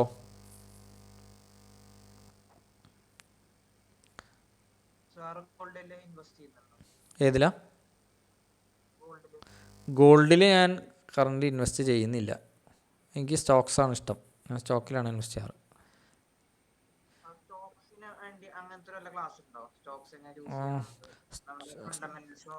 സ്റ്റോക്കിൻ്റെ ഒരു സെഷൻ മൺഡേ വരുന്നുണ്ട്, നമുക്ക് കുറച്ച് കാര്യങ്ങൾ ഡിസ്കസ് ചെയ്യാം. സ്റ്റോക്ക് അത് ഇല്ല, ടാക്സ് ഫ്രീ ഫണ്ടുകളുണ്ട് കേട്ടോ. അത് എങ്ങനെ സെലക്ട് ചെയ്യാൻ എനിക്ക് ഓർമ്മയില്ല. എങ്ങനെ എക്സിറ്റ് ചെയ്താലും സോറി അല്ല, ഒരുവിധം ഫണ്ട് എല്ലാതും എക്സിറ്റ് കഴിഞ്ഞാൽ 12.5% പലിശ ഇത് വരും, ടാക്സ് വരും. 1 കൊല്ലത്തിന് ശേഷമാണെങ്കിൽ ലോങ് ടൈം ക്യാപിറ്റൽ ഗെയിൻ്റെ അണ്ടറിലാണ് വരിക. 1 കൊല്ലത്തിൻ്റെ ഉള്ളിൽ എക്സിറ്റ് ചെയ്ത് കഴിഞ്ഞാൽ 20% വരും. അത് ഈ ഇൻവെസ്റ്റ്മെൻ്റ് എന്നല്ല, ഒട്ടുമിക്ക ഇൻവെസ്റ്റ്മെൻറ്റ്സും അങ്ങനെയായിരിക്കും. പിന്നെ ടാക്സ് നമുക്ക് കുറേയൊക്കെ കട്ട് ചെയ്യാൻ പറ്റും. അത് നല്ലൊരു സീന കണ്ടു കഴിഞ്ഞാൽ കുറച്ചൊക്കെ കട്ട് ചെയ്യാൻ പറ്റും. അതിനെക്കുറിച്ച് പേടിക്കണ്ട എന്ന് വിചാരിക്കുന്നു.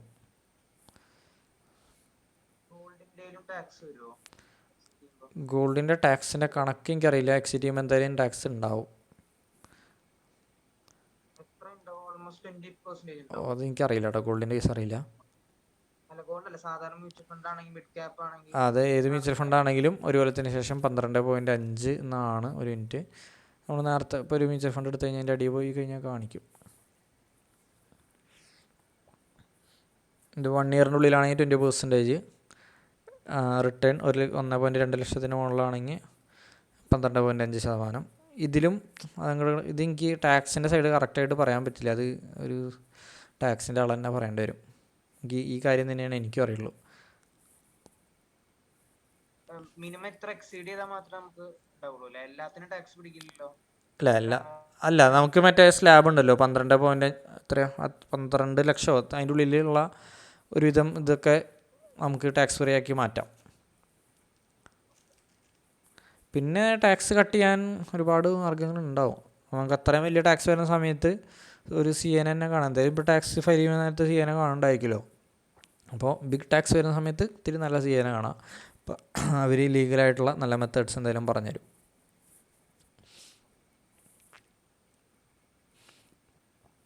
ഓക്കെ,